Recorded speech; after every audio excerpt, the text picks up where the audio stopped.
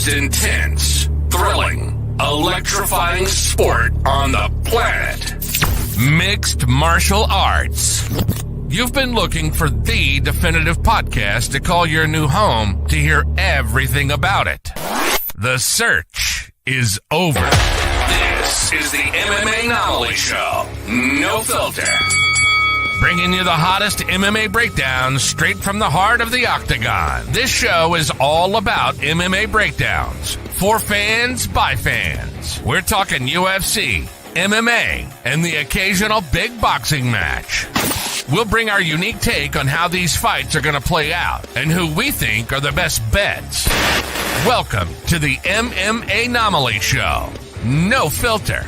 And now your hosts, Olin, a.k.a. MMAnomaly, and Emiliano, a.k.a. Jive Turkey Nano.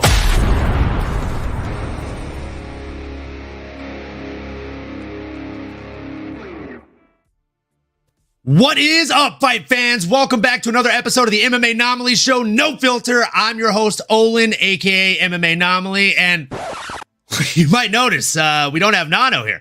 It's a little bit of a different change of pace. We have S-Dogs MMA in the chat, a real true dog in every fashion. How we doing, Sterling? Bro, I am pumped to be here. It's great to be on this side of the camera. I'm usually in the chat, but bro, thank you so much for having me. Shout out Nano. I hope you're having a great time in Spain, brother. But I do not mind taking your spot this week, bro. I'm happy to be here with you, man. And air horns and the boys is what we're here for tonight, baby. Woo! Let's go, baby. Air horns all day. And, man, I mean, if there's just one sound clip that can sum up how I feel to have you on this show, it's this. I'm happy to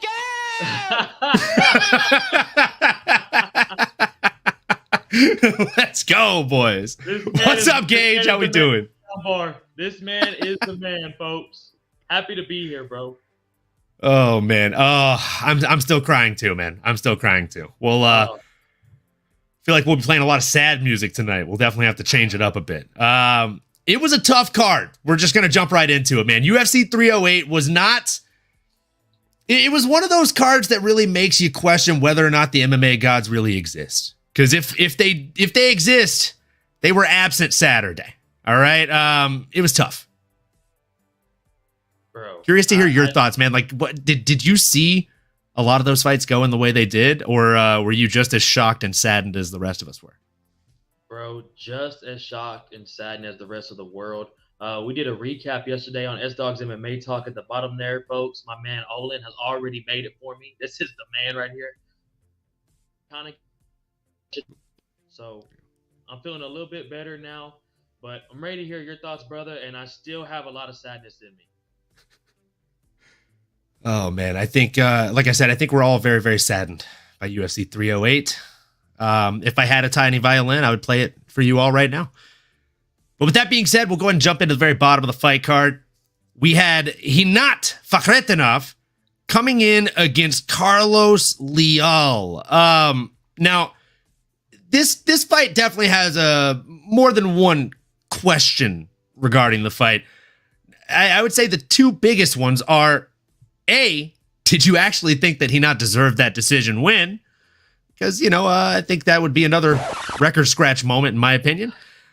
Or the other question, you can answer whichever one you want first here, Sterling. Is Carlos Leal on steroids? Or are steroids on Carlos Leal? I rumor has it they actually did try to drug test him, but they couldn't get the cup to the lab because his piss melted it. It's so radioactive. Like, come on, dude. Bro, this is old school. This is old school UFC days right here. I don't know how he makes 155. That's fucking insane to me, bro. This dude is built like a 205 light heavyweight contender. Bro, he is massive. And he got robbed. So there's so many different ways you could go with this fight, bro. And I was very excited for this fight, honestly, because man, I'm terrible with the names. The dude he was fighting against, hasn't lost a fight in 11 years, brother. Yeah, Hinat Fakhretdinov is a monster of a man. Bro, I never missed this dude's fights. And the fact that he was on the first fight of the night let you know how stacked this card was, bro. This card lived up to it, man. I don't know what your thoughts were about this card, but top 3 cards of the year for me, bro. Oh man, shout out to making the walk. Leal is on that Jose Canseco level juice. That's fucking amazing. Jax, you know. Oh man, Jax definitely knows. Look, dude, like you could play connect the dots and like build constellations with that dude's back knee. You know he's on the sauce. It was bad, man. It was bad. Like I showed my girl, and she literally looks over and she's all, are they even trying anymore to test these guys? I was like, I mean, maybe he got the Brock Lesnar treatment. He was a short notice fill-in, right? But man, it was tough. And I agree with Gage here in the chat. This card was for sure better than UFC 300. Now, on paper, I disagree. 300 was way more stacked on paper. But from top to bottom, I think this was probably the best card I've seen, hands down this year, possibly in the last couple of years. Like from top to bottom, as far as just an entertainment standpoint and an action standpoint, these guys were fighting each other with all due respect, like they owed each other lunch money, right? Like, I mean, it was bad, man. Like these guys were going out there and getting into actual fights. In this first fight, like you said, we had Hinat Fakhretinov, who should never be the opener for the curtain here. But he was, which again, as you said, Sterling, shows us exactly how stacked of a card this was. And this fight didn't let us down, right? Like between the two of these guys, they threw over 500 combined attempted strikes and they landed over 250. So like 500 attempted strikes, 250 landed. Like these guys were throwing bombs. And again, like over 200 of the strikes that landed were considered significant strikes. It's a lot of damage to be taken. Now I will say, looking at it on TV, and I've watched this fight twice now, even watching it twice, whoever, I'm not here to name drop and call you out and be a dick, but whoever the judge is that gave Hinat a 30-27 should have been pulled from the card for the rest of the night, and honestly should never be allowed to judge again. It's just bad. Nano in the chat. Wow, this is a different change of pace. 308 was a legendary card. 2 a.m. in Spain, and I had to jump into this discussion. Let's go. Appreciate the shout out. The show is in good hands with S-Dogs MMA on the mic. Let's go. Shout out the boy Nano. Shout out the boy. I hope you're enjoying Spain, bro. Dude, hope you're enjoying Spain. Please have a cocktail for us. Give Amy our best. Bro. And dude, Leal definitely got robbed. He definitely got robbed. But I almost feel like it's a little bit of a Carmageddon here, guys, if we're being honest. When you come in that evidently on the sauce and you don't get a finish, I don't think you should be allowed to get the decision. I mean, again, like I'm not making assumptions here. I think if you ask 100 people who don't even know anything about steroids, if this dude's on the sauce, I think 95 of them would probably say yeah. And he's in Brazil. He ain't got easy yes, access to come down there and pull up on Carlos like that. But bro, to that judging point, it did let you know the tone to the rest of the night. As soon as we saw that, you already knew what the tone was for the rest of the night with judging, bro. And if you weren't from the UAE, Abu Dhabi, Russia, you were going for a finish, son. Absolutely, and I agree with Jax here from making the walk. That blind judge saved a lot of people's parlays on that night. So you know what? It's not all bad. We appreciate you for your service, sir. Bro. Did you put anything down on this fight? I did actually have Hinat. Hey, let's go, baby. Yeah, let's go. Hey, a win's a win. A win's a win. Air horns and boys, baby. You know what? It doesn't matter if it's right or wrong. It cashed. So we'll take it. All day, bro. All day. So with that being said, Hinat Fakhretinov does get the win. He improves to 23-1. What a fucking stud. The legacy goes on. The, what did you say, 11-year win streak continues? What a stud. Is there a name on the tip of your tongue, Sterling, that you'd like to see this guy fight next? Drew Dober. Wow. I'd like a Drew Dober fight, or they wouldn't give him Patty. Patty's getting too big. They're gonna give him money. But brother, I mean, what are your thoughts on Drew Dober? I'm not gonna lie, I actually really like Drew Dober. I think that's a really, really fun fight for the guy. I'm trying to. I mean, that'd be fun. But man. Drew usually fights at lightweight, though, right? Oh yeah, he's 170. You're right. He's 170. Yeah, he not is 170. I don't know why I thought he was 155. You know, I actually would like to see him fight a Joaquin Buckley, which I know is like a massive step up for him. Yeah, but honestly, I don't know if Joaquin's kind of going up with names too, so I don't think Dana. Yeah, Joaquin's not accepting anybody below him, so I don't know if he would take the fight. And this dude's a killer, so this dude could fuck around and fuck Joaquin's whole plans up too. So you got to be. That's the issue. You put him up against. Yeah. He's going to ruin whoever you put him against trajectory. I mean, the easy move, if you really want to see him break into that top 15 barrier, is you give him Neil Magny, the journeyman, right? Like, hey, that's exactly what you do. Like he's literally sitting at number 15, and if he can go and grapple fuck Neil Magny or land 109 significant strikes on Neil Magny, the Haitian sensation, which, come on, folks, like that deserves an air horn. That's a great fucking nickname. Haitian sensation is solid. Come on, kid. So if he can go out there and put that kind of grappling finesse and 109 plus significant strikes on this guy, yeah, I'm with it. And again, I will say, I thought the judge was blind. I've watched the fight twice. On paper, I give it to Hinat. Like if you just look at stats and you don't watch the fight. I'm trying to look at it from his side. I'm trying to be nice.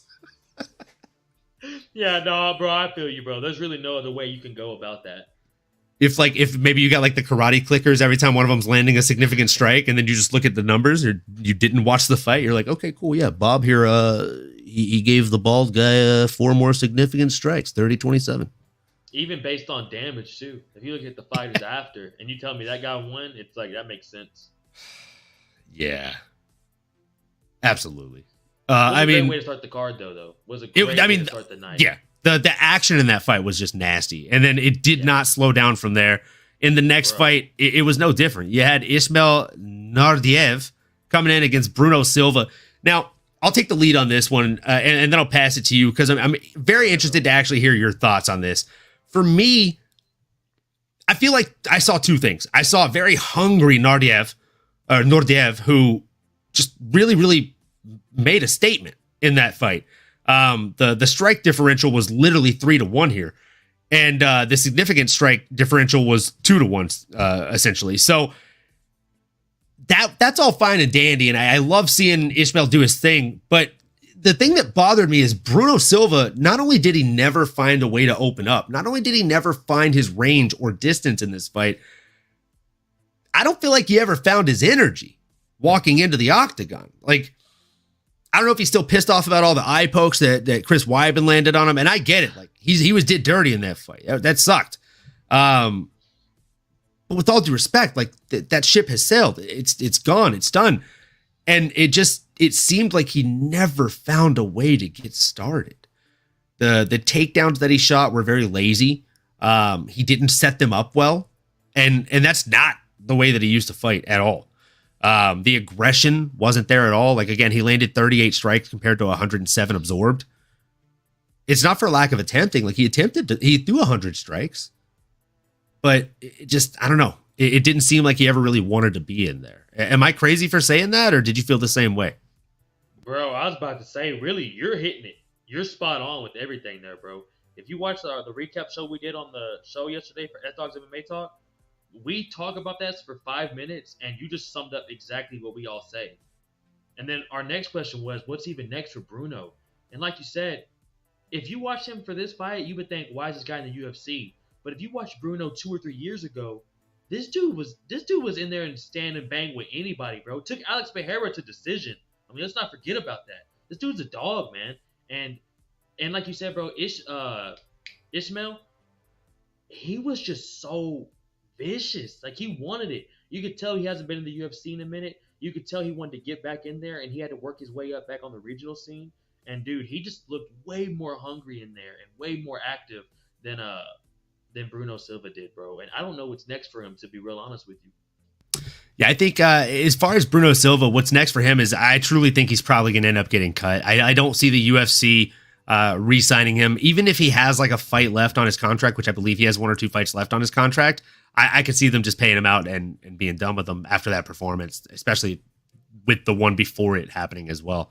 For Ishmael, I mean, the sky's the limit for this kid. Obviously, like, it's tough to say, oh, give him a top 15. But at the same time, you could give him a top 15. I would say maybe give him one of these guys that just broke into the top 15. Like, I don't know, somebody else that just had a pretty vicious win, like a Shara Bullet Magomedov. Like, both guys are fought on the same card on Saturday, so they'll probably need about the same amount of time to bounce back and heal up before they can get into a real camp. But at the same time, neither of them took a significant amount of damage, right? Except for the slight lacerations around that eye, which, I mean, the guy can't even see out of, so it doesn't really matter. For Shara Bullet, I mean, I feel like these guys are probably going to have a quick bounce back time. Probably make that match up in February. And that's what I'm doing over here, bro. I'm pulling up the rankings right now at 185 and just seeing if there's any matchups that kind of make sense for him, like you said, because you don't want to give him a top 10 guy yet. You want to play this guy smart. Because Bruno, like we said, bro, it was domination, but Bruno didn't show up, bro. One guy was checked out. Here's the 2 fights I like for him. I like Jack Hermanson for him next, or I like Michel Pereira. That was the other name I had written down. Michel. I would not mind either of those 2 fights next, bro. Yeah, same. I wouldn't mind the Jack Hermanson fight either. I think that would be a really fun fight. He's sitting at number 12 right now. He just dropped one rank, which it's not on him. 10 other people dropped 1 rank as well, since Khamzat just jumped up 10 ranks. Bro. Talk about jumping the line, man.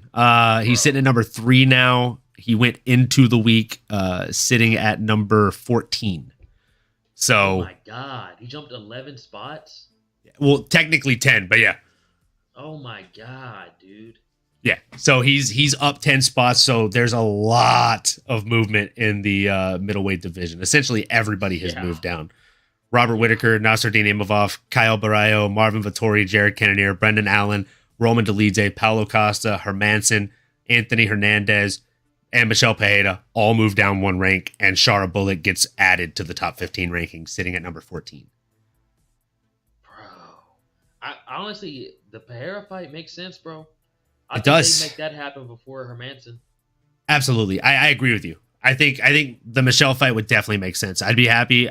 My top 2 decisions would be Michelle or Shara, and from a stylistic standpoint, I mean, I don't know how I would cap either of those fights, but I know that I would tell you I think the fans win both. They'd both be just fucking exciting as hell. Yeah. Bro, that's going to be a fucking scrap. I would guarantee that fight don't go to decision, whoever he fights next with that. No, someone is going down on their shield. Yeah, bro.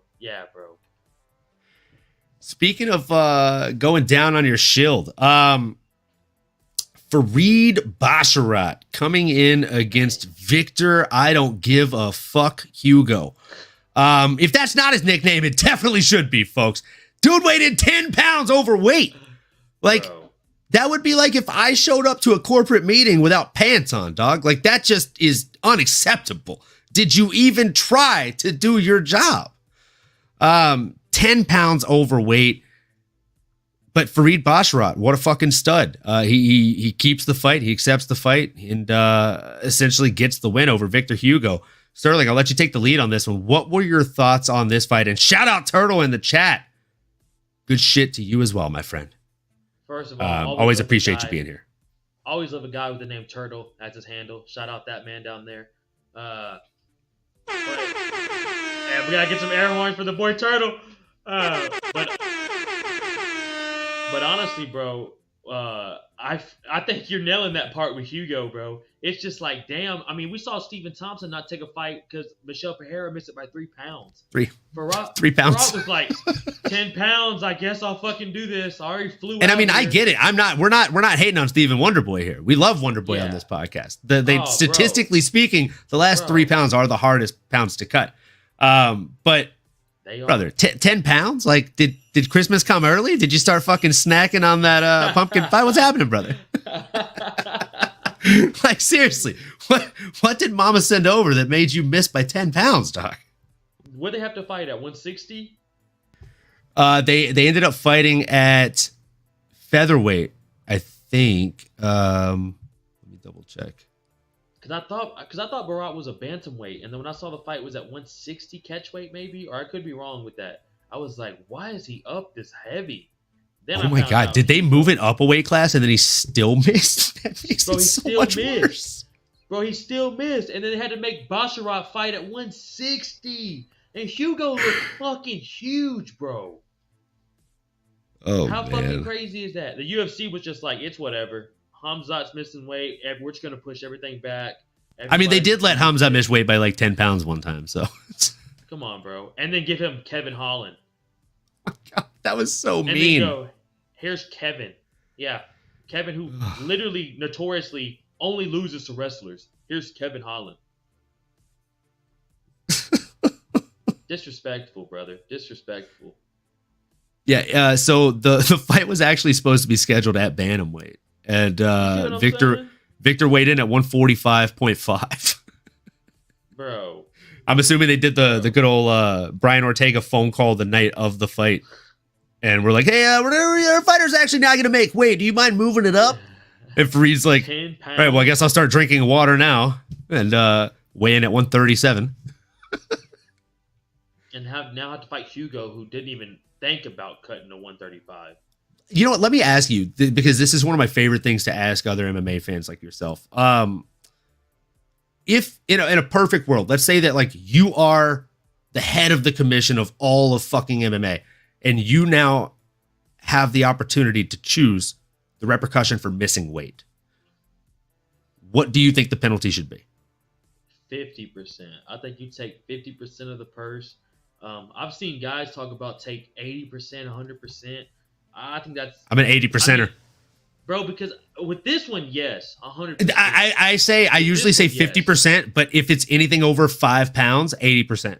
And not just your show money, your win money too. If you win the fight and you came in over fucking 10 pounds over, cool. If you made 20,000, I'm getting 18K of it. And you can literally fuck yourself. I'm giving you your show money, whether you win or lose, you're getting paid the same shit. And we're taking 50% of what. So, like, if we were supposed to pay you 20 grand, you're getting 10K. No matter what happens in this fight, you get 10K, and your opponent gets your 10K.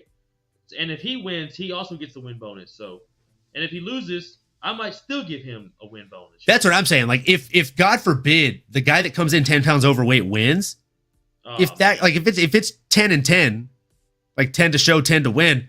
Yeah, dude. I'm pissed off that I only got 8K. Even if it's an 80%, like if you're giving me 80%, if I only got 8K and I have an L on my record, that's for the rest of my fucking career now because the homie cheated. So like, exactly, bro. Like at least make it worth it for me.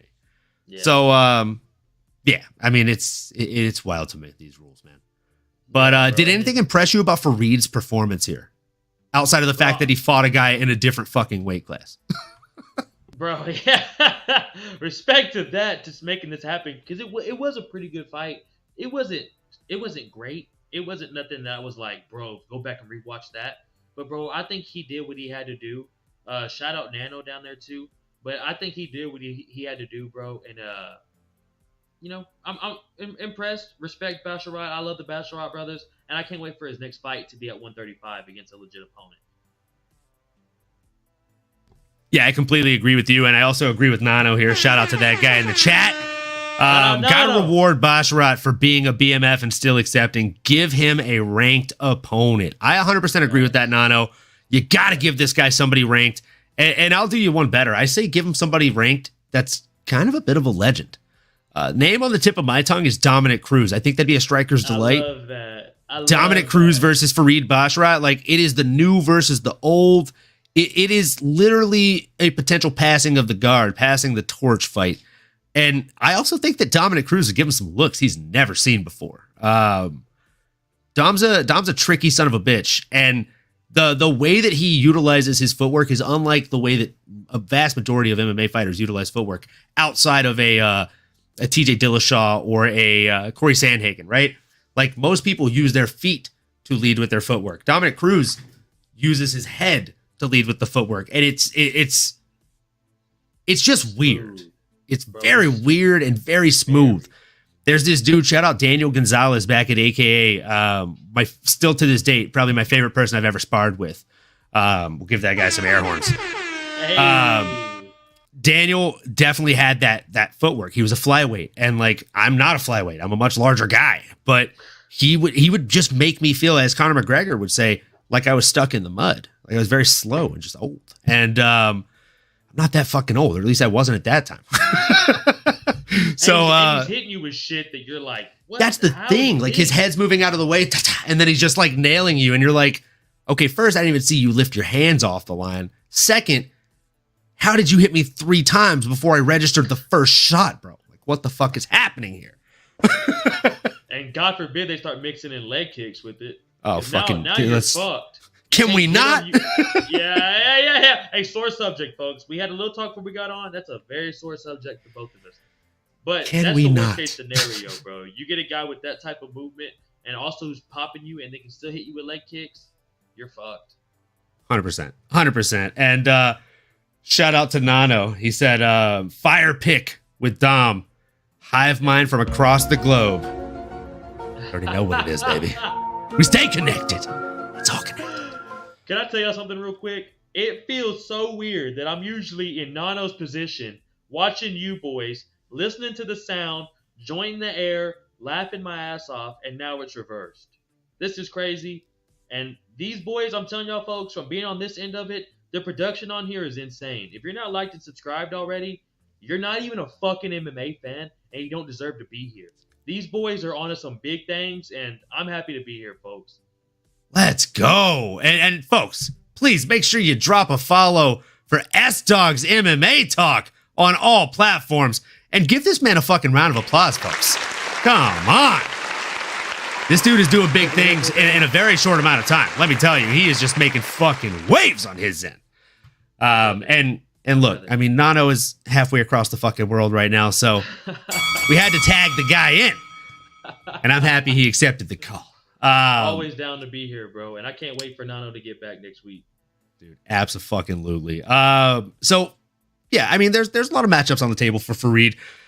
And with that being said, we'll move into a heavyweight bout.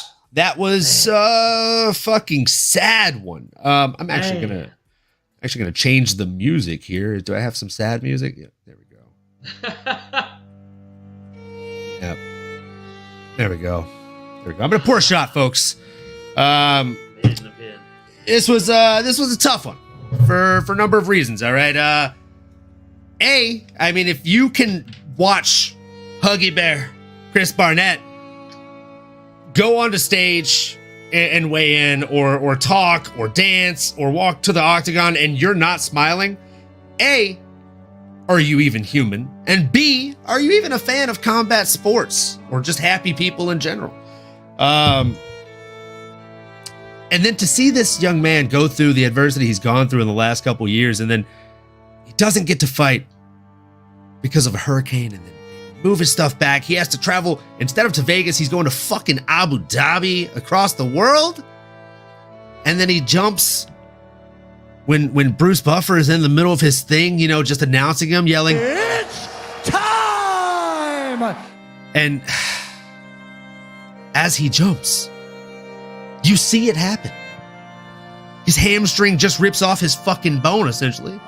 And then he decides to fight a man that's already twice his size. I mean, it already felt like David versus Goliath going into this, but, you know, by the time the fight started, it was a lot more like David versus Goliath, and David was also on one leg. Fatality. Was definitely in the books. So, I mean, look, it sucks. as a fan of Chris Barnett, and also like I just started this new fantasy MMA league thing where we each pick a fighter from a weight class. That was my heavyweight pick. In hindsight, bummed that was my heavyweight pick because I didn't get a lot of points off that. But I care a lot more about Chris Barnett than I do about a silly fantasy league. I hope he has a quick recovery. Genuinely feel bad for the guy. Hope he has a quick bounce back. But with that being said, we got to talk about Kennedy and Chukwue. This man went out there and, I mean, as Gambit said, ooh, he's about to make a name for himself. I mean, he was out there getting it done, brother. He was out there trying to make a name for himself. Dude, shout out Gambit. Shout out Gambit. Les éléphants sont roulés, mon ami. You already know. I grew up in Louisiana, so I mean, he was my representation for a superhero. You're spot on, bro. That's how most of my uncles talk. Bro, when you did it, I was like, is that the sound? I was like, did he put that in the sound bar? I was like, that's just fucking straight Olin doing this freestyle. That's me, brother. Shout out to fucking that is all me. And also shout out Chris Barnett, bro. Shout out Chris Barnett. Tell us your thoughts on the fight overall. And did you? I gotta know. Did you have Chris Barnett as your pick going into this one? Bro, I had Chris Barnett scheduled for a podcast next week, but now it's probably not gonna happen. Yeah, it's probably not gonna happen now, bro. And honestly, I don't blame him. We had it set up for this Thursday. It was gonna be at some time. He said that's what time he'd be back and ready and calm down. But so Chris, don't worry about it, brother. I promise you it's all good. We'll make it happen. I promise you, don't even worry about the pod. We're fine, brother, because we got Chris Moutinho coming on Friday. Real quick, I had to slide that in there. Yeah. But back to Chris Barnett and Kennedy, bro. From the intro, it felt like when T City fought Yair. Yes, when he rolled his ankle. Yes, bro. And I thought he was gonna kind of just shake it off. That was when he fought Volk, yeah? No, Yair. He fought Yair. Or Yair. Yes. So I thought it was gonna be like that. I was like, maybe he just got a little tweak and he's all right, nothing too serious. And then he starts moving, he's throwing spinning wheel kicks, cartwheel kicks. I'm like, oh, the Kung Fu Panda's back. We're in fucking action and we're ready to go, son. And then, bro, you see him throw that wheel kick and kind of grab his leg. And then about 10 seconds later, bro, he's just up against the cage. And Kennedy should have been at a heavyweight this whole fucking time, by the way. My man was just piecing up Chris Barnett. I don't know who made this fight happen. I get it. It was an extremely fun fight. But like Nano was saying at the bottom, Kennedy in heavyweight is a problem. This man is long. He is active, powerful. I know it's against Chris Barnett, a much smaller guy and a kind of awkward guy to fight. But, bro. But Chris Barnett has knockouts over legit heavyweights. Legit heavyweights. And throws crazy shit at you, bro, that you can't prepare for at heavyweight.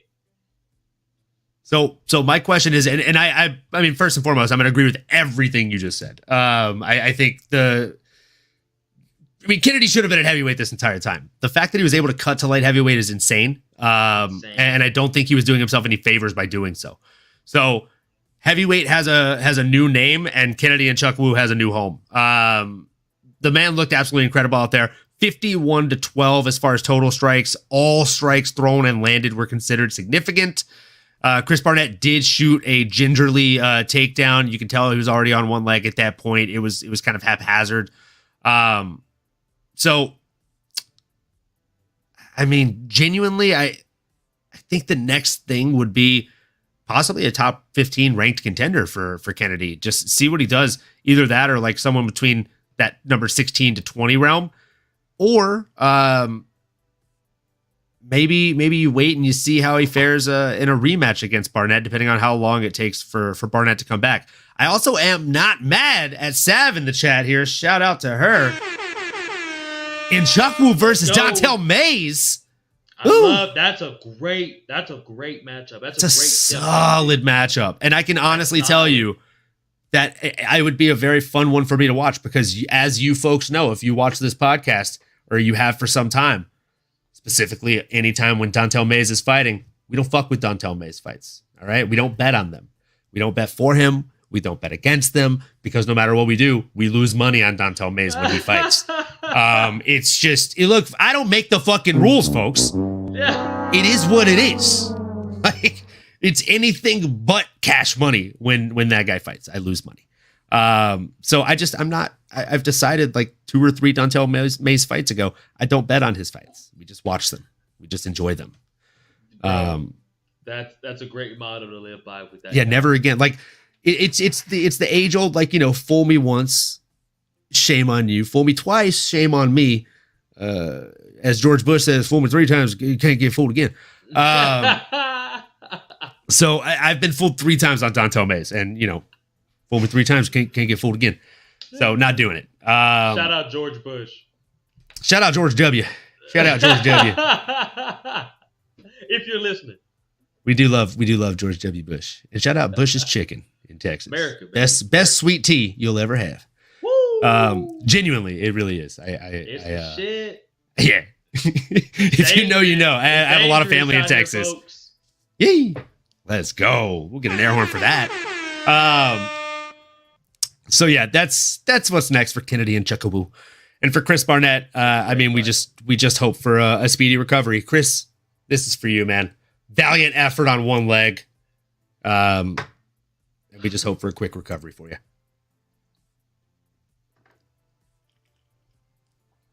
Shout out Chris, man. Shout out the Kung Fu Panda. I love that fucking guy, dude.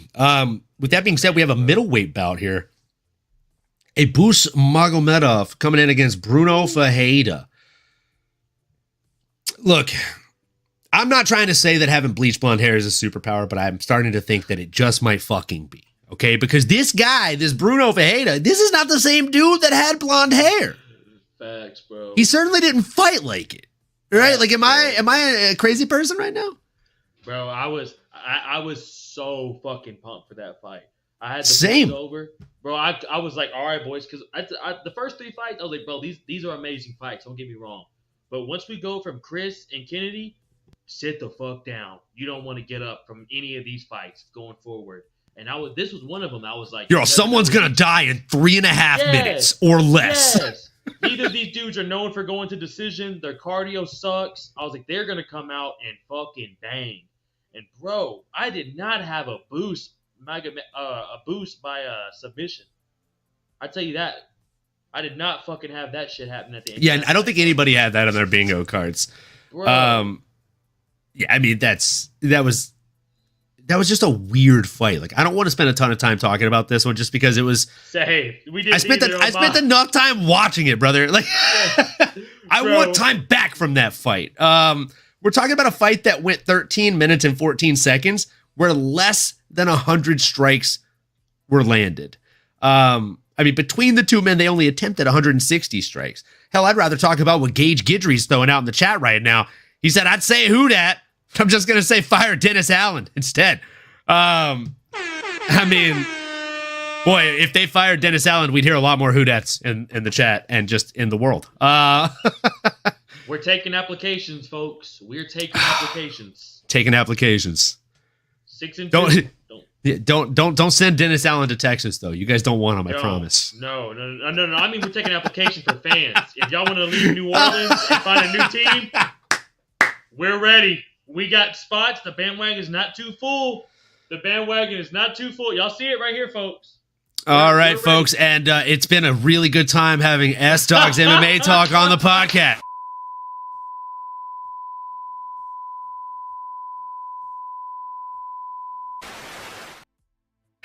Oh, what a good time. That was fun, huh? That was a good time, right? Just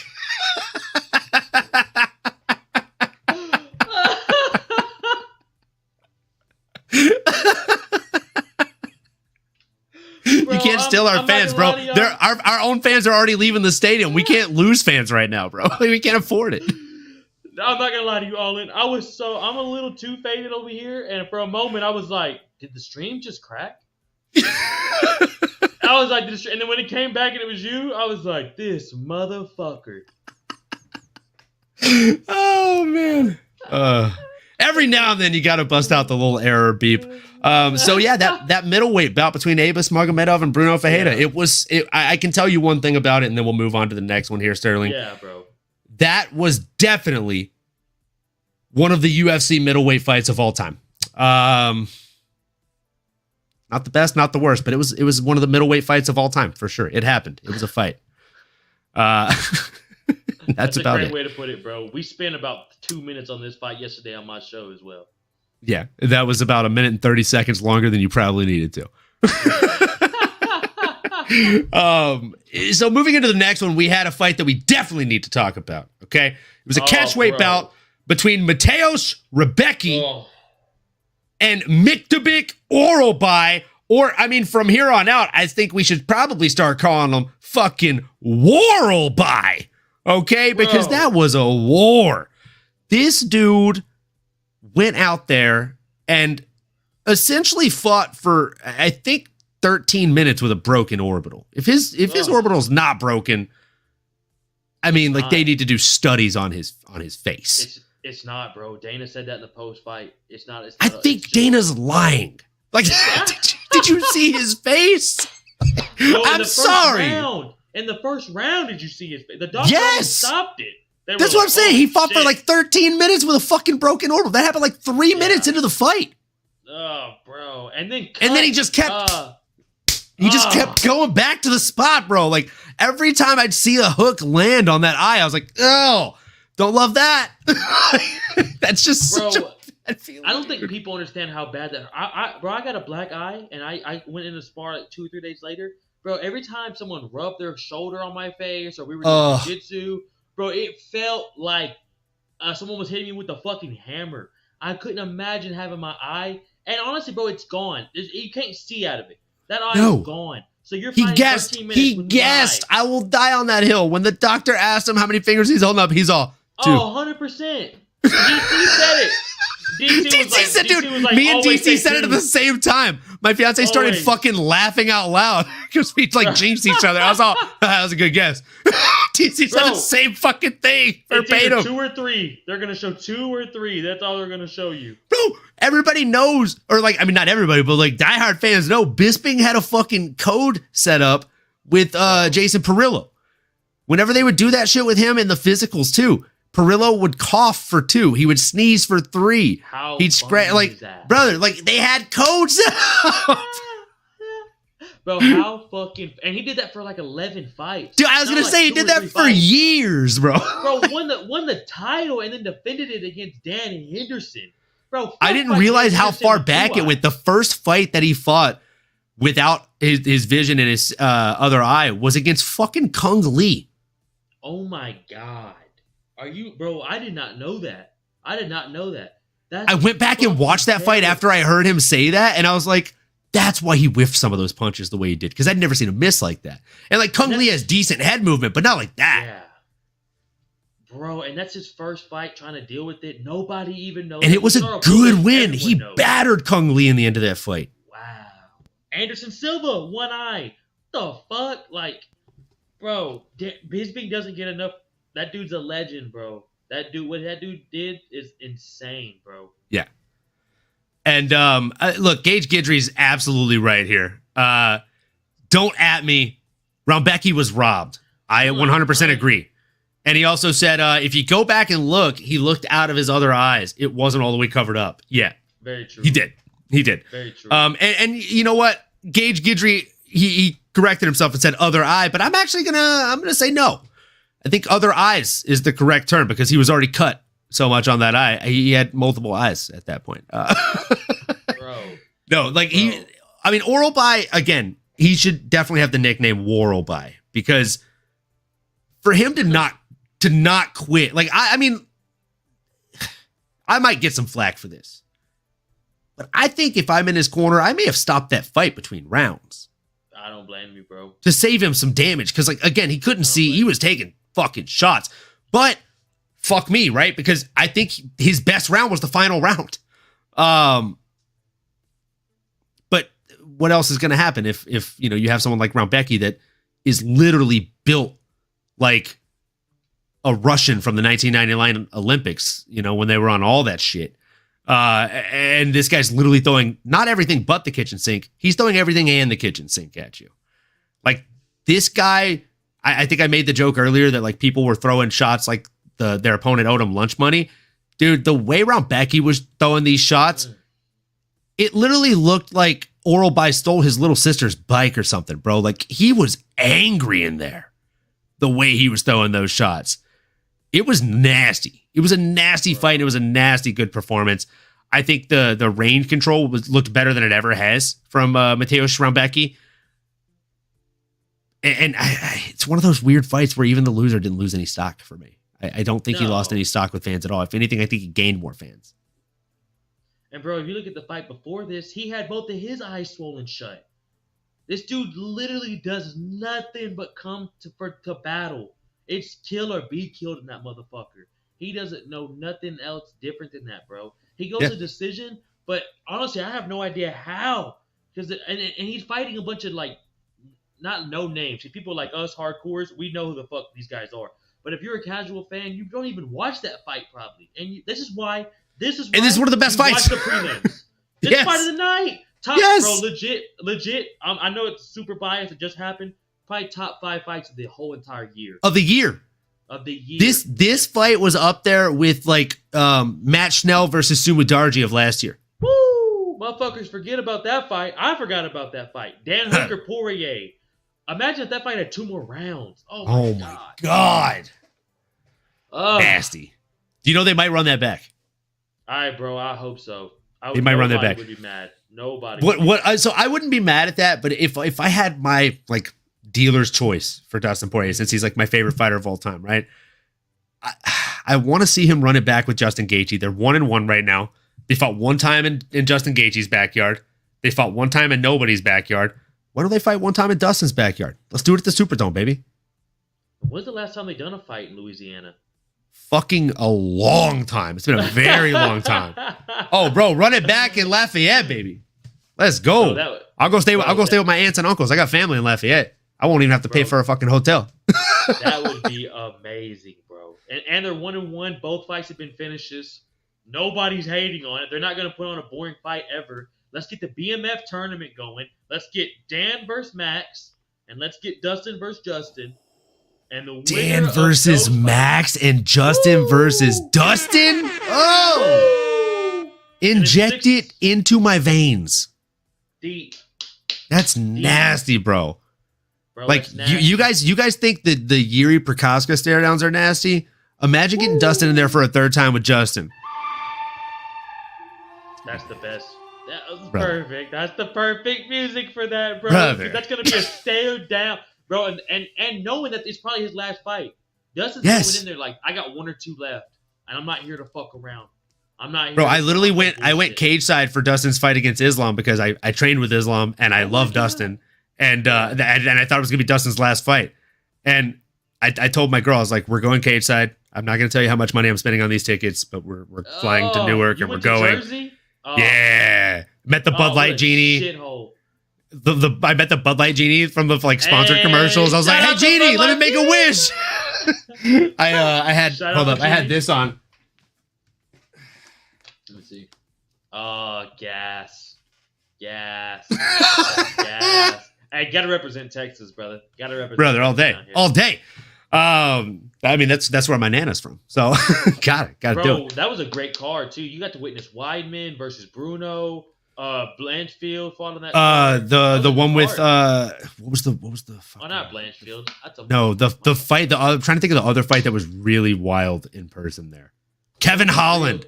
Oh yes. When he got fucking dropped, he got flatlined and then he got the armbar. Bro, who else? And he's like, I'm gonna break it.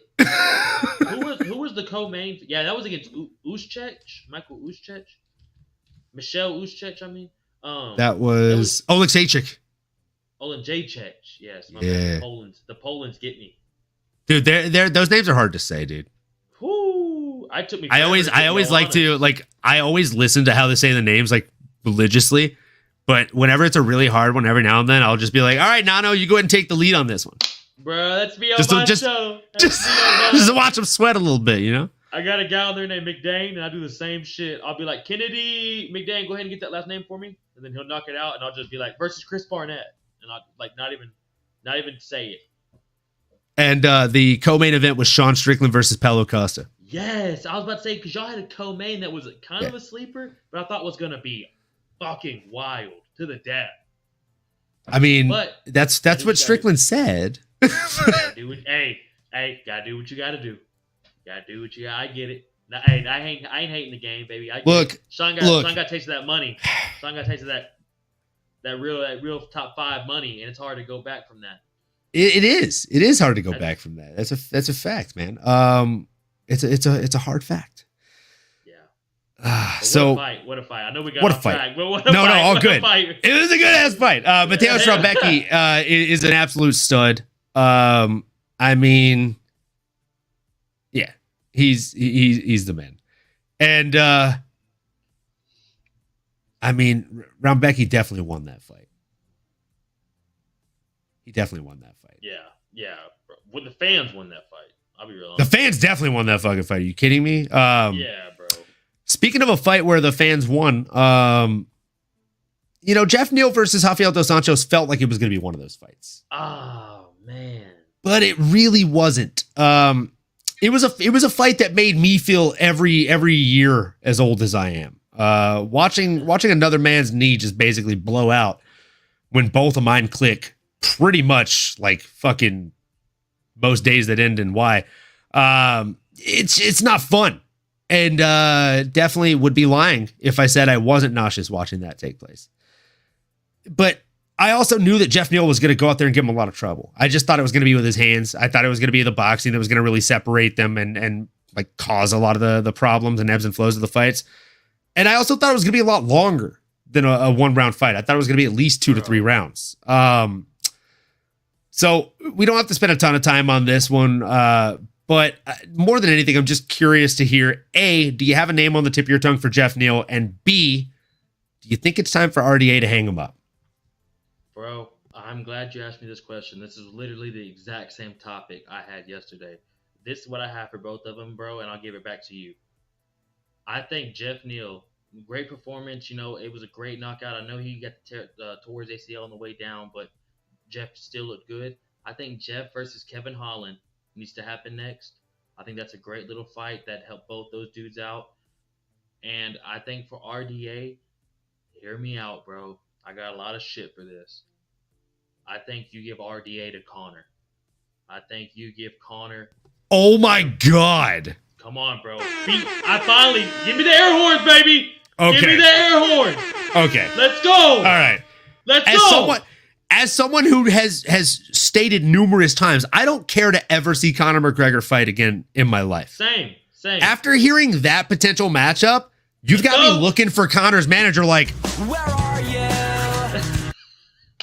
Because I would love to fucking see that fight, bro. Like, I think that one would be money in the bank.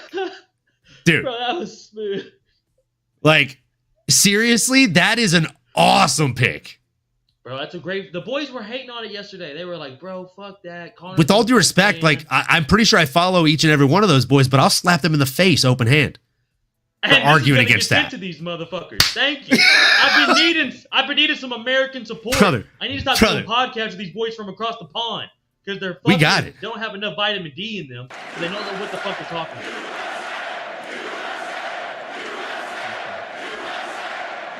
Greatest country in the world, folks. We got you, bro. We got you with the backup all day. But RDA versus Conor, bro, they were supposed to fight 2015. RDA was the champ. Tore his knee 2 weeks before the fight. Conor had to fight somebody else. It ended up being I think it was Chad Mendez. But folks, it was Chad Mendez. Hey, we're still here, baby. We're still here. 7 fights in, and we're still cognitive. I think that's what happens next. And brother, can't tell you how much happy I am that you agree with me.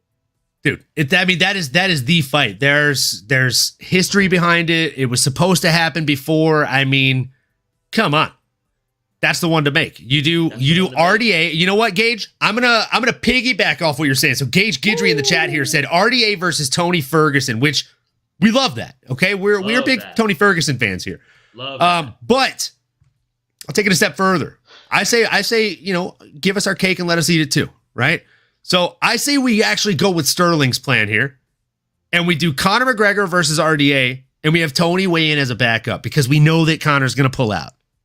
Okay? And then from there, either way, we get to see people punch each other in the face. It's fantastic. And RDA versus Tony would actually be a really fun fight.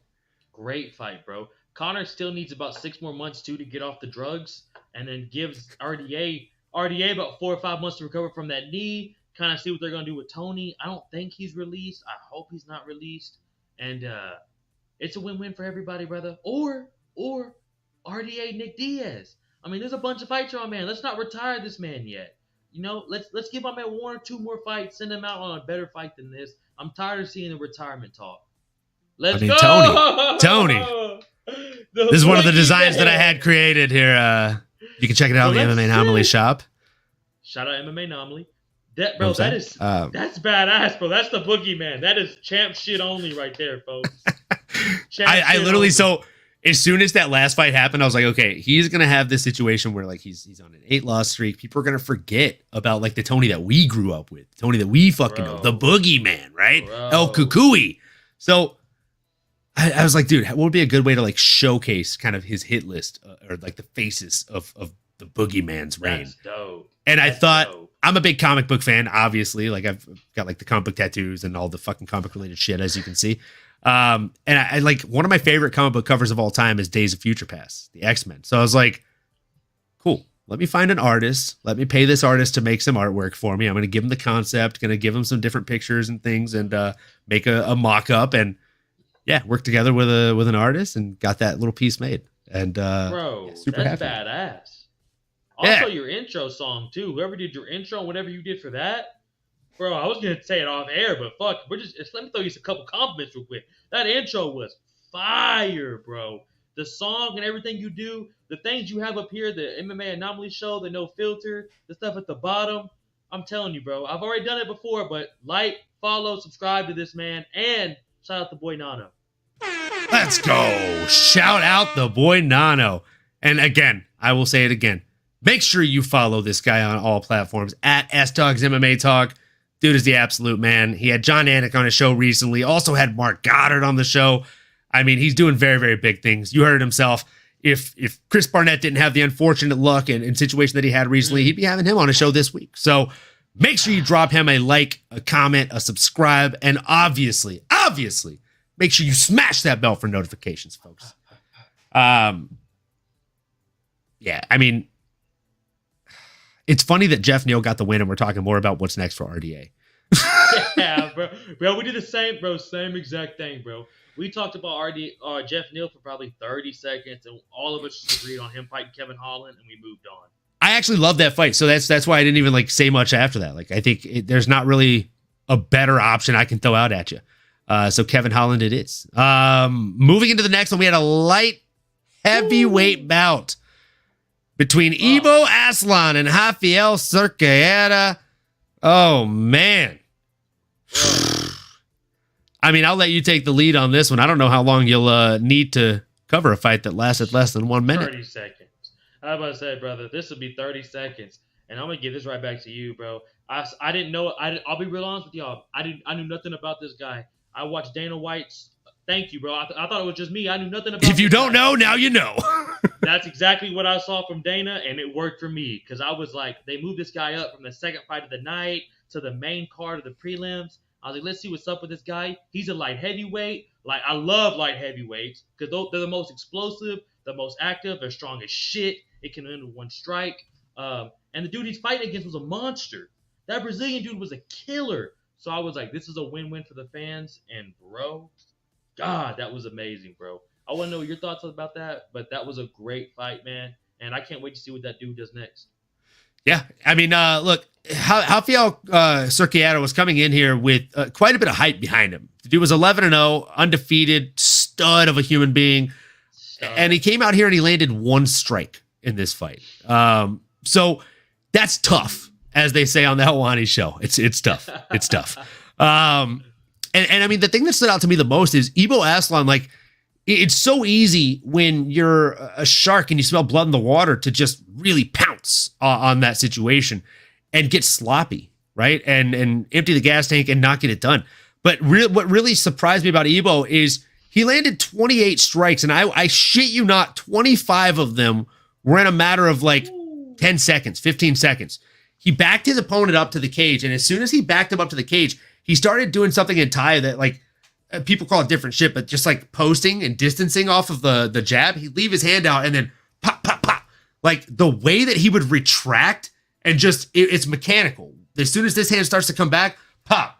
As soon as this one comes back, pop. He's into the body. Pop, pop. Like every single strike he was throwing, and there was no wasted energy. It was effort. It was boom, boom, body. That's what I'm saying. Like he'd go up, it was boom, body, head. Like he was changing levels, and he was not just throwing to throw, right? Like he was leaving his hand out, pop, then he'd go to the body. And as soon as he'd go to the body and he'd see his opponent drop his hand, then he'd hit him with that fucking overhand. Like everything had purpose. He's so massive, dude. Bro, could you imagine? And the form, the form that he was throwing with made it look so much worse because like, and I'm an MMA guy, so like this is no disrespect, this is no shade. Like I've trained boxing, I've trained Muay Thai, MMA, etc. And I'm an MMA guy. Like my favorite thing to train is Muay Thai. My favorite sport is MMA. We don't have a lot of crispy boxers in MMA.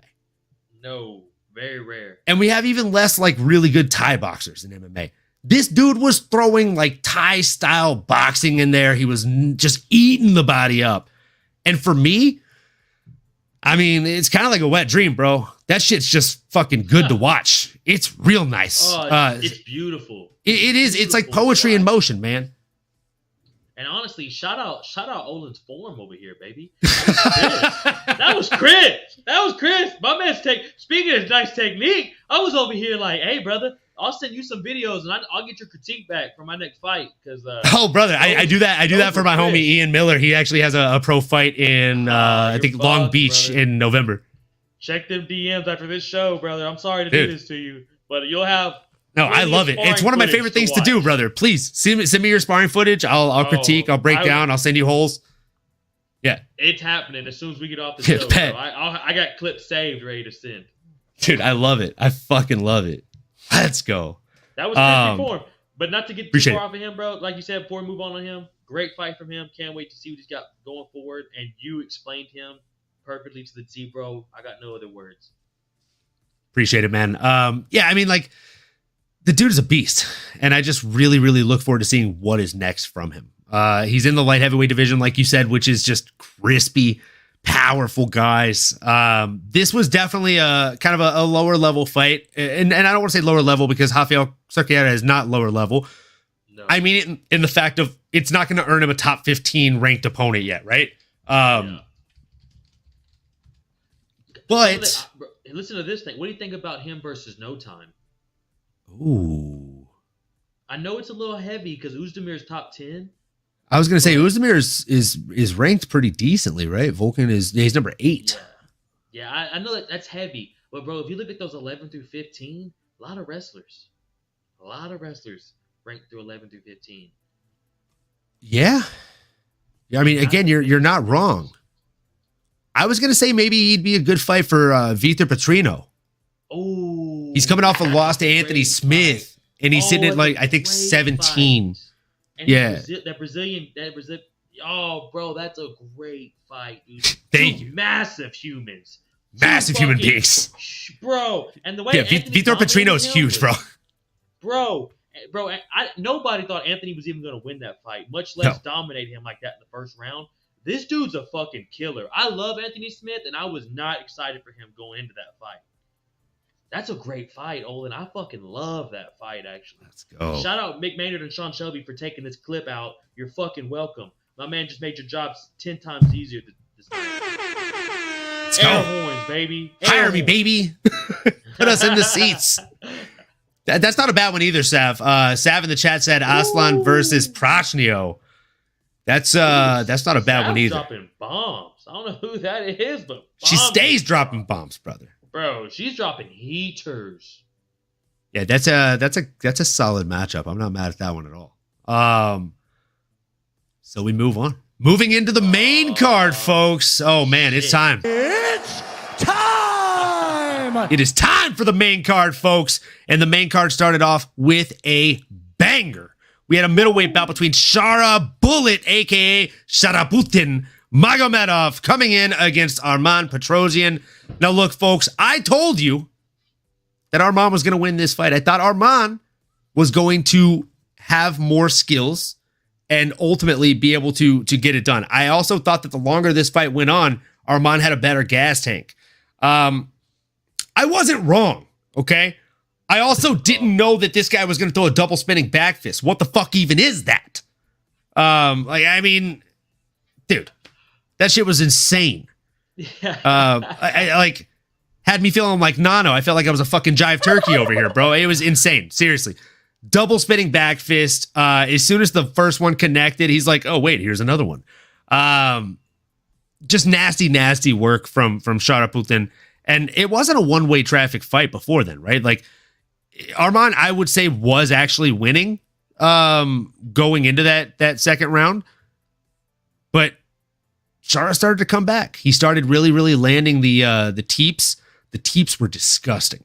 And he uses them the way that a really good boxer like a Prince Nassim Hamed would use a jab.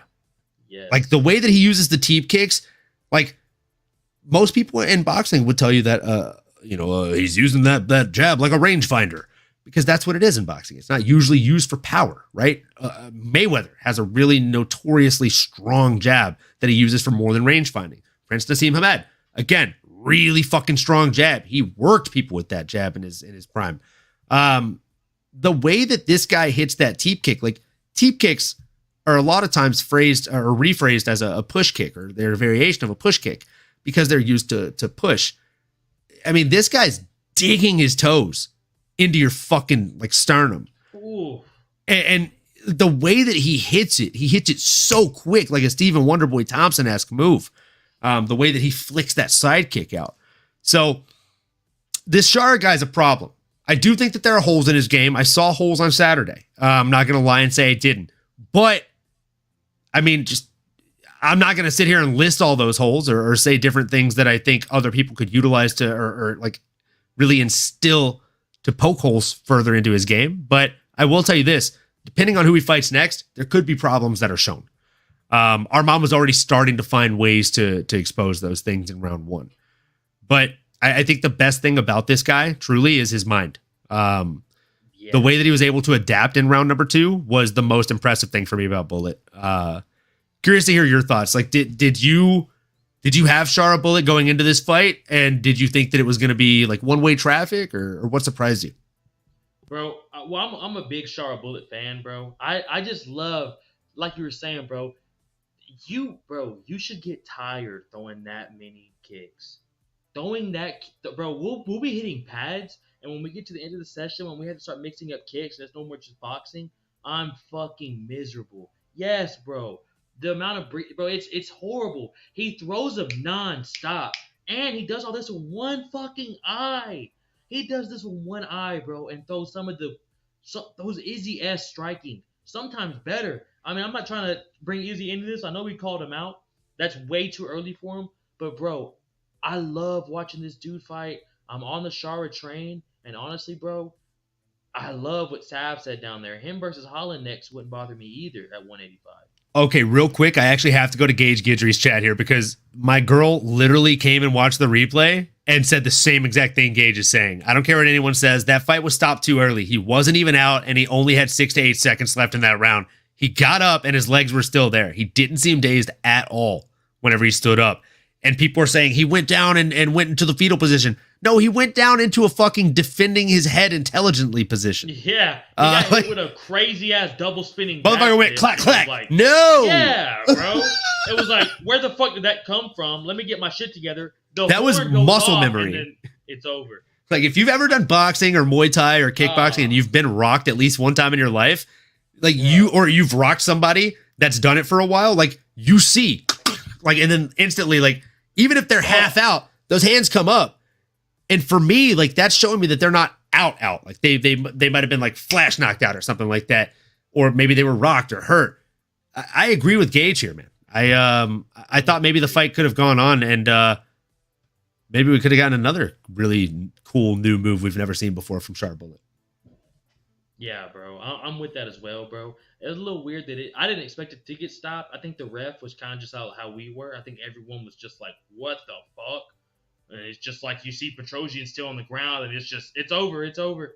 Because, bro, that shit was hard, too. They posted the no commentary of it. Bro, that shit landed with some intent, dude. So I don't blame you or Gage. I think it could have went another round for sure. But spectacular knockout from the Bullet. Spectacular knockout. And I agree. Like whenever they played the replay without the commentator, like the in cage audio, and also just the slowed down version of the strikes themselves, you can see like he connected. It wasn't even with the fist. So like this for the visual viewers, for the non-audio only viewers, you can see like if you hit somebody with a spinning back fist, you're typically going to hit them like, and it depends on which coach you're talking to. Different coaches will tell you different things. A lot of them will tell you to hit them with the pad, so that way you don't break your fist or risk breaking your fist, right? So you hit them with this pad, which it does have a little bit of give, right? Shara didn't actually hit them with his hand. Like he hit them with the blade of his wrist, which is like, I mean, they call it that in jiu-jitsu because you use the blade to slice up into somebody's throat, which even just doing that, you can hear the change in voice. Oh. So he hit that guy on his head with that bone. There's like so a very much light torque. layer of tape around there. Yes, bro. And imagine the amount of torque he probably got from throwing the first one to just whoa, and slanging that motherfucker, bro. I mean, dude, I got a video I can send you right now of me knocking out one of the guys at training with the spinning back fist, and we had 16-ounce gloves on, and I hit him with the backhand of the glove, and it dropped him. It'll still do it. Imagine. There's so much. You get so much torque if you do it right, man. So yeah, Sav did say in the chat. So y'all talked about Holland earlier, but I like Holland versus Shara. I agree, and I know you called that out too. That's a really, really fun fight. I think it would be an interesting test for Shara. And again, I'm not going to list all the holes that I did see. That's an episode for another time, probably like in January or December, where we're going to be short on cards and need content. But I will tell you now, without listing those holes in his game, I think Holland is someone that could expose a lot of them. Even worse than Arman Petrosian was. The way that he strikes and the way that he grapples, like Kevin Holland is an elite level grappler that doesn't utilize his grappling. So when he is forced to utilize his grappling, weird, cool things happen, in my opinion. Yeah, he's a Travis Lutter black belt, and you would never fucking know. Yes, exactly. So, bro. Yeah, I think that's a really, really, really fun fight. And Gage Guidry here, by the way, he ain't ready for Izzy or any of the top five. Izzy will pick him apart easily. 100%. I completely agree. Kevin picks him apart as well, maybe worse than Izzy. See, that's what I'm saying, Gage. I think Kevin is stylistically a nightmare matchup for him. I think he's a nightmare matchup for him stylistically in the cage and outside of the cage, because he will talk to him. And he will literally look on Google and be like, what things are offensive to people from his nationality? And then he will literally go and say things like that. Like, oh, Islam got pissed off when he said motherfucker. I'm going to say motherfucker. So like, he doesn't like PDA. He doesn't like PDA. For holding his girlfend's hand. And Holland's going to bring a girl to the fucking weigh-ins and make out with her right in front of him. You know what I'm saying? You know that's right. Like, that's the kind of shit he would do. Yeah, bro. A lot of the boys were saying give him Vittori or Cannonier next or Kyle Bahia. That is so bad. That is so bad. Do your friends hate this guy and want to see him die? Bro, that's what I was saying. I was like, let's slow it down. Let's give him maybe, like, I would say Paul Craig. But Paul Craig? Give him Paul Craig. Give him Paul Craig. Paul Craig. He's fighting. I reckon if you give him Paul Craig, Craig will probably go out there and lose about 3, maybe 4 rounds of a 5-round fight, and then he'll come in there and get a rear naked choke. Paul Craig. Maybe a triangle. Yeah. A proper triangle from the bottom. Hey, this guy, his accent is on fucking point. Paul fucking Craig. Paul Craig. Yeah, brother. So I don't know what's next for the Bullet, but it's probably gonna be a striker, and he's probably not gonna fight in America. But I can't No. wait to see the fight. I definitely want to see him fight again. I don't think it'll be in America. But man. Can't wait, bro. Can't wait to watch it either way. Can't wait. In this next one, we have a featherweight bout between Liron the Miracle Murphy coming in against Dan 50K Ige. I won't spend a ton of time talking about this fight. I will just say this. It went exactly as I said it'd go in our breakdown last week.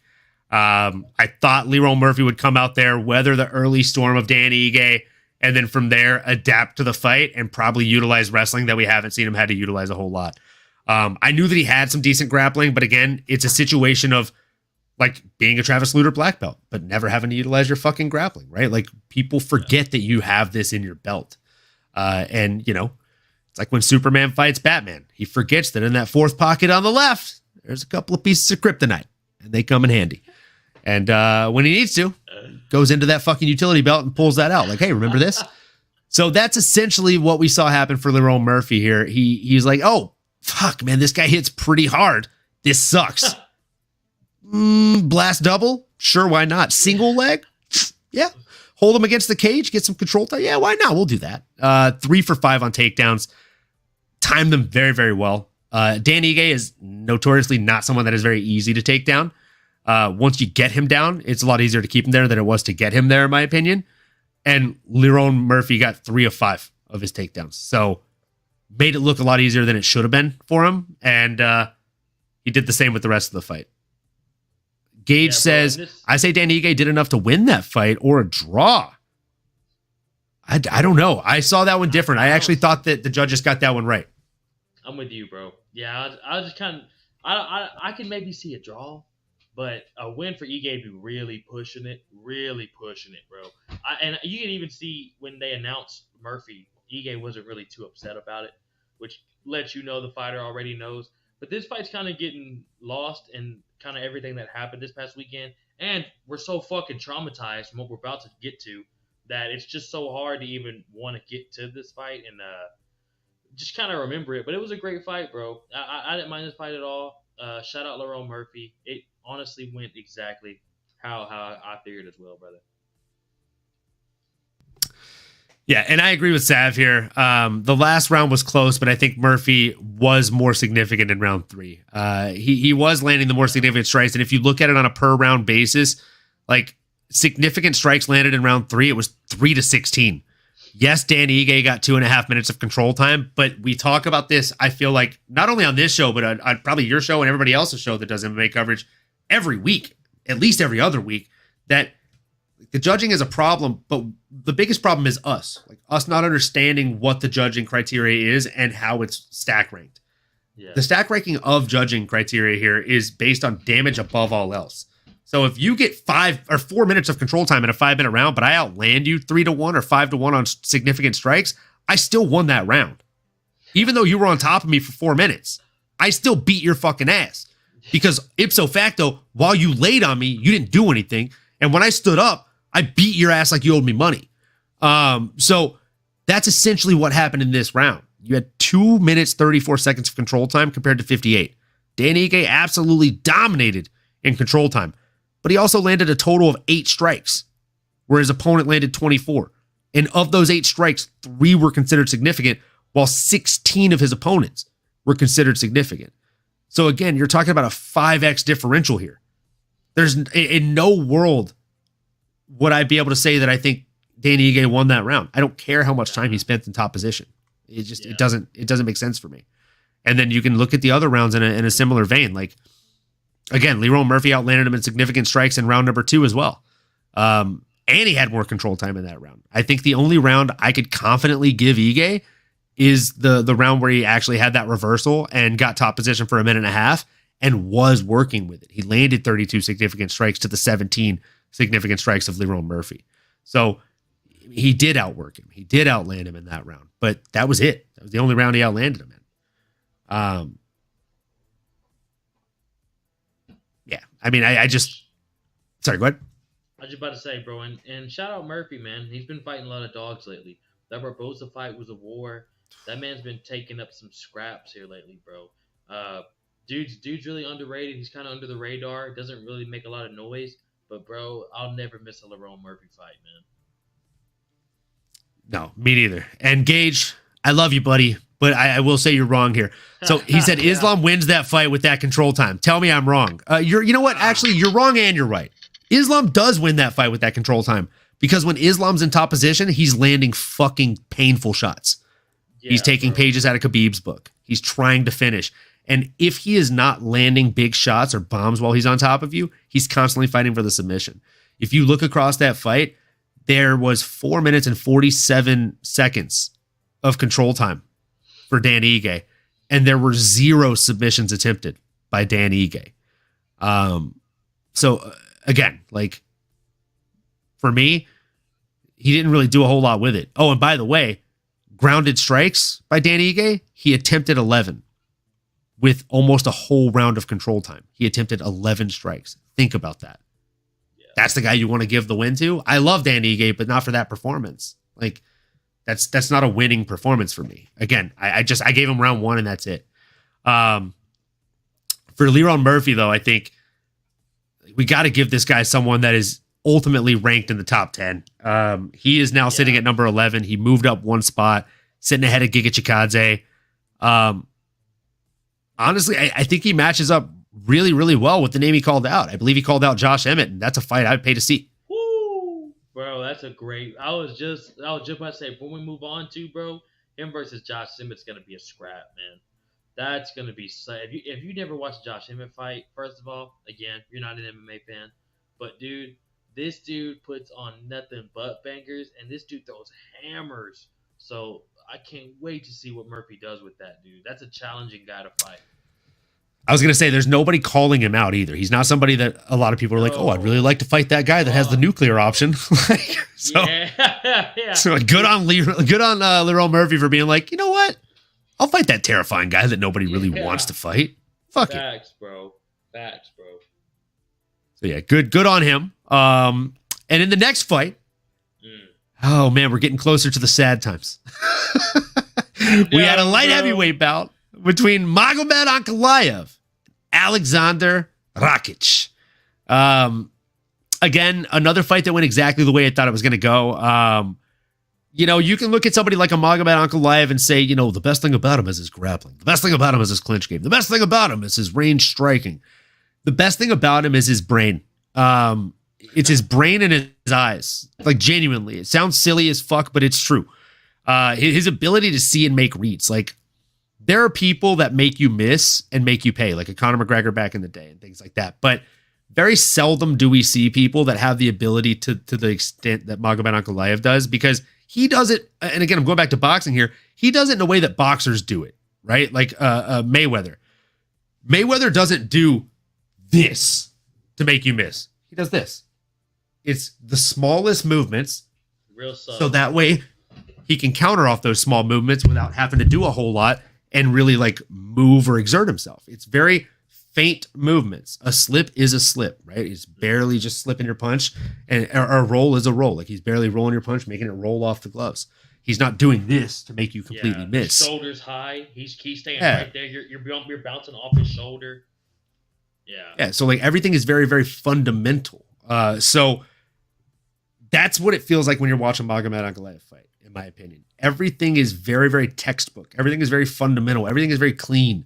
He was catching the calf kicks, not only to the calf, but to the back of the leg, which fucking sucks. Those are just the worst. And when he was making his opponent miss, like, there were so many times where Rakic would throw a jab. He just worked that jab out there, or he'd throw the overhand was the most noticeable, right? Like, he'd work that overhand out. And as soon as it'd come by, like, he wouldn't miss by very much at all. It was like, some fighters will make you miss by inches. And maybe that's on you being, a bad shot, or them like really pulling back further than they have to. Magomed makes you miss by centimeters, which does a number of things. A, it makes you feel silly because you're like, wow, how did that not connect? I feel like I touched his hair. How did he get out of the way of that? Am I slow? Is he fast? Like, what's happening? You start to second guess yourself. The moment you start thinking in fights, it's very discouraging because your opponent isn't thinking, they're flowing. That's why they're making you miss. So that's why I'm saying, like, the best thing about Ankalaev is his brain and his eyes. The way that he's able to see things. He's like a sniper in the military. So, I mean, I always look forward to watching this guy's fights, and this one was no different. He went out there and put on a show, in my opinion. He did. I mean, it wasn't one-way traffic. It wasn't domination. Alexander Rakic is a fucking stud. The dude is a hoss. Bro. But he beat him. He did exactly what he needed to do to get a decision win. And I like, you'd be hard pressed to try and convince me the other way. Curious to hear your thoughts. Were you surprised by this performance? Did you think he was going to go to the well with the wrestling more? I was surprised he stood on his word. He did not shoot a takedown. He said on Wednesday, I'm going to treat this fight like how I am when I fight Alex. He said, so y'all are going to see how I fight this fight will be how I fight Alex. And I was like, bullshit. This is going to be the most boring ass, like, most Magomed fight I've ever seen. Very interesting fight, bro. And like you said, his fight IQ is nasty. These Russians, man, they're disciplined, man. There's no TikToks. They're not fucking worried about looking good for their neighbors, their yard cleaned up. They're here to fight, and all they think about is fighting and training. Their discipline, their fight IQ, and their focus, bro. They don't fucking, you know how hard it is, bro. You fought. You know what it is to keep that focus and just that, be able to keep that dominance. And most of these dudes, bro, when last time you saw a Russian with the losing record? Most of these dudes are 20-2, 18-1. These dudes are monsters, man. And honestly, he kind of has to fight Alex next. I know it's not the most exciting thing to say. It doesn't get a lot of YouTube views. It's not going to be a fun build up to it. But I've been watching this sport since 2016, and they've kind of gotten away from how it used to be. Damian Maia used to get title shots. Guys like Souza, Jacare Souza, guys that were never fun fighters. Matt Hughes, people forget about the Gator, baby. Guys that weren't the greatest fighters used to get shots like this. So we need to kind of get back to it. I know the WWE stuff's cool. We need numbers. Alex versus Khalil I would love to see that again. But, bro, we got to be a purist. The rankings have to mean something. Magomed versus Alex has to happen next, bro. And if he stands like that, he's going to get knocked the fuck out. You think Ankalaev gets knocked out by Pereira? Yeah, my bad. Pereira knocks him out. I'm sorry. I didn't want to make it seem like he knocks Poatan out. I think if he stands like that, Poatan puts this dude to sleep within one. I don't know about that. What do you think? You think he knocks out Alex? Or you think he at least makes it like interesting? I think he makes it an interesting and competitive kickboxing match. You know what? And I wouldn't be mad at that at all. Just because the movement, his movement is so interesting. And he's fought killers, Jan. The Jan Blachowicz fight was nasty. He was standing with Jan until Jan took them fucking legs out. I was going to say, the only thing that really scares me about that fight is the leg kicks. The leg kicks of Alex are disgusting. Like, they genuinely... Oh, my God. Like, there's not a ton of times when I'm watching the fights and I feel pain of the fighters. But when I see this dude land a leg kick, it resonates, man. In a weird way. You feel it. Like, that's not like, because you get kicked in the leg and you're like, ooh, that kind of sucked. And then sometimes you get kicked in the leg or like in the thigh and you're like, did that hit my bone? Like, you literally, like, there are times, like, the best way to describe it for you folks listening, if you've never trained or taken something like this, best way to describe it is if you have an older sibling or like an older cousin that's ever dead legged you or like just dead armed you. That's exactly what it feels like. Like, you get dead legged as a small child, they're basically dead legging you as a grown ass man. But they're doing it with their shin bone. And like one of my favorite Muay Thai coaches, Tomas Dion at AKA, shout out. He's fought for Bellator. He's trained with like Rockhold, Kane, all those guys. And he would tell me, like, A, the nastiest kicks he's ever eaten in his life were from Luke Rockhold. And B, I asked him, what did it feel like? And he said, and he has like a very, very thick accent. It kind of sounds like Black Panther. He's like, let me tell you, Olin, when he kick you, it feels like an aluminum bat is hitting you in the leg, in the face, in the ribs, wherever he's hitting you. That's what it feels like.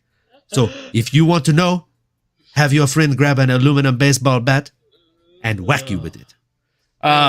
He's not lying, bro. And that's the thing. He's not lying. He's not lying. And you would hear that and be like, yeah, all right. And then, bro, you see some of these guys kick the bag. I couldn't even imagine getting hit with fucking 20% of that. First time I went against an actual Muay Thai like style practitioner in Saturday sparring, and he hit me with a body kick to the liver. I'm just like, you know what, dude? No. The whole peeing blood thing, it's real. It happens. Oh man. Yeah, dude, like kicks are disgusting. So like that's something that worries me. And I mean, Pereira can do them to the body. You can do them to the legs, and you do them to the head. Yeah. We've seen him randomly just slip in a fucking flying knee in there out of nowhere. So yeah, it's not fun. Like there's no gloves on your knees or your shin bones. That's why it feels like an aluminum bat, right? There's no padding. So dude is nasty. That's definitely the next fight to make. Magomed Ankalaev cannot keep getting blue balled or blacklisted here from a title fight. Like you gotta go on relevancy and not recency bias here. Did he get a decision? Yes. Did he go and knock someone's block off? No. But it was also one of the best wins on the entire card as far as top to bottom, just calculation. He went out there and fought a very calculated fight. Now, speaking of calculated, I've been trying to do my best to not actually make it to this point because I don't want to have to go over these next two fights. But I digress. Here we are, folks. We got a middleweight co-main event between Robert the Reaper Whittaker, or as Paulo Costa calls him, Haba de Hitaka, coming in against Khamzat Chimaev, which, I mean, there were people saying all week, you know, Khamzat doesn't seem like he's got that killer instinct anymore. He's a nice guy, Khamzat. He's not going to be the same guy. To those guys, I say, fuck you, okay? Because you were wrong, and I wanted you very, very, very much to be right. But you weren't. You were wrong. I mean, those of you that are watching visually can see I shaved the mustache off today. We went full Dagestan, Kazakhstan. I mean, brother, we did the chin strap. And I got to tell you, as a Muay Thai guy, my grappling skills went up plus 3 points today, statistically speaking, as soon as I shaved off the mustache. It's a real thing. All jokes aside, I'm shaving my face for Halloween because I'm going to be Captain America, and I figured it'd be funny to do this today. In lieu of the fights. I mean, look, dude, if your last name ends in V, you statistically have like an 80% higher chance of winning your fights. And if you're fighting someone like Robert Whittaker, I mean, like that shouldn't count because he's a fucking legend. But this guy shot at him like a fucking rubber band gun launched him off the cage, bro. Like the way he shot for that first takedown, he was a man on a mission. Robert Whittaker landed 2 strikes in this fight. I can't tell you the last time Robert Whittaker ever landed only 2 strikes in a fight. And then, by the way, his opponent never even got under the chin. Not once did he get under the chin for this choke. But what he did do is he squeezed so hard that his opponent's teeth were pushed inside of his skull. He, like, you know, there have been a lot of fights, Sterling, and I'm sure you can attest to this with your bros too, where you watch the fight and you're like, wow, bro, he really rearranged that guy's face. But Khamzat actually did do that. He actually did rearrange a man's face. Just like truly wild shit. I don't know what else to say about it other than the fact that it felt like a Mortal Kombat scene when you saw the picture. Fatality. Not fun to see when you're a fan of Robert Whittaker, but oh, bro, fucking hell, dude, that was tough. But I also think that Khamzat is a problem, and it's Khamzat versus DDP, and DDP is probably gonna either make it the sloppiest, weirdest fight we've ever seen and get a random somehow decision or knockout win, or Khamzat's gonna go out there and maul him, and then get on the mic and say, "I kill everybody, I crush everybody." Either way, sign me the fuck up for that because the scenes are just gonna be epic as fuck. And with that being said, I pass it to you for your breakdown, and cheers to Robert Whittaker on a hopefully quick recovery to those teeth. Oof. Bro, this has been hard. It was hard to do this yesterday. It's hard to do this again right now. It was a hard Sunday. It's been rough. Not only seeing Robert go down like that, but also Max. But with Robert, bro, it's so sad to see because you feel like that was that was his last chance to kind of get at the title again, man. And that's what really sucks. And it's like he's been in this game for so long, bro. He's fought so many killers, been in so many great wars. That's exactly what we need right now, bro. This man, Robert Whittaker, you just hate to see it, man. When he tapped out that fast, it was like he's not tapping. There's no way the ref's probably stopping this. Maybe he grabbed his glove, and then it's just, man, dude. It's hard, bro. It's hard to talk about, man. It's hard to even relive in my mind right now and just try to even give Hamzat compliments right now, bro. It's rough, man. It's rough. It's tough. It's tough. It's rough. I agree. Jump into the chat here. Let's see here. We got a few here. So Daryl Clark said Ankh is very technical and defensively sound on the feet, but Poatan at some point will land something big. Ankh needs to wrestle Alex. I do agree with that. Gage said, I don't know about y'all, but I think Glover and Alex have been practicing heavy on the grappling, so he might surprise us. I agree with you. He has been working heavy on the grappling. If you watch his story posts, they've definitely been doing a lot more rolls. Sav. Yeah. That fucking picture was my entire social media algorithm for a whole day. Yes. Yeah. We have a family group chat with my significant other, and her brother was like, send the picture. And I was like, I will send a link. I sent a link, and then I sent like 8 texts under it so that way it like moved it up so no one saw it. And I literally did that so that way my significant other would not see the picture. And like 2 hours later, I just hear her go, "Ugh." I'm like, oh no, what happened? And she's like, I opened Twitter and I saw his face. Yeah, I opened Twitter. Bro. It's so bad, dude. She's just, no. Bro, but and then the craziest thing was Khamzat. Yes. That's what I was saying. The interview with Khamzat after is wild to me. Because they're like, oh yeah, you broke his jaw, you shifted his teeth back, and he's like, yeah, I feel something crack. Yeah. I must go back home now to mountains. And you're like, bro, Jesus take Christ. it easy. Bro, he's a killer, man. He's a killer. I was off the Hamzat train. I've been kind of just not really excited about the guy. I didn't know if he was even going to make this fight, but he's the real deal, like Gage just said. I agree. Yep. Chimaev is the real deal, as Gage Guidry said. I thought Robert was going to take this easy in the later rounds. I agree. I thought he was going to get him in the later rounds. Daryl Clark said, Khamzat passed the big test. Absolutely mauled Robert Whittaker, who is a great anti-wrestler. It's exactly what I said last week. Never been submitted his entire UFC career. Gage Guidry, my jaw was literally on the floor watching this fight. I couldn't believe how easy he handled Robert. And then Daryl adds, Khamzat ragdolled Rob like he was a little kid. Yes, he did. Yeah. Gage said, did you see the look in Chimaev's eyes right before the fight started? Pure killer is what I saw. Absolutely. The look in Khamzat's eyes right before that fight started looked like the look in my dad's eyes probably the last time I brought an F home on a report card. You just like it's like giving a small child a handgun. You don't know what's going to happen next, but you know it's probably going to make headlines and not going to be a great situation. Did you see him in the back too before he walked out, just screaming Allah Akbar? Oh Akbar! Dude. Oh my God, dude! Terrifying. Oh my the God, intensity, terrifying. bro. It's just terrifying. And then runs to the cage, fucking sprints to the cage. Gets in there and is just screaming. Homie had 3 fights before the cage. I'm pretty sure he knocked out 3 camera guys. Bro. Just fucking sprinting through those poor guys. Bro. Feel bad for him. And then has the Chechen dictator's sons in his corner, just casually sitting there chilling. Like, hey, we corner Khamzat. We're a dictator's son.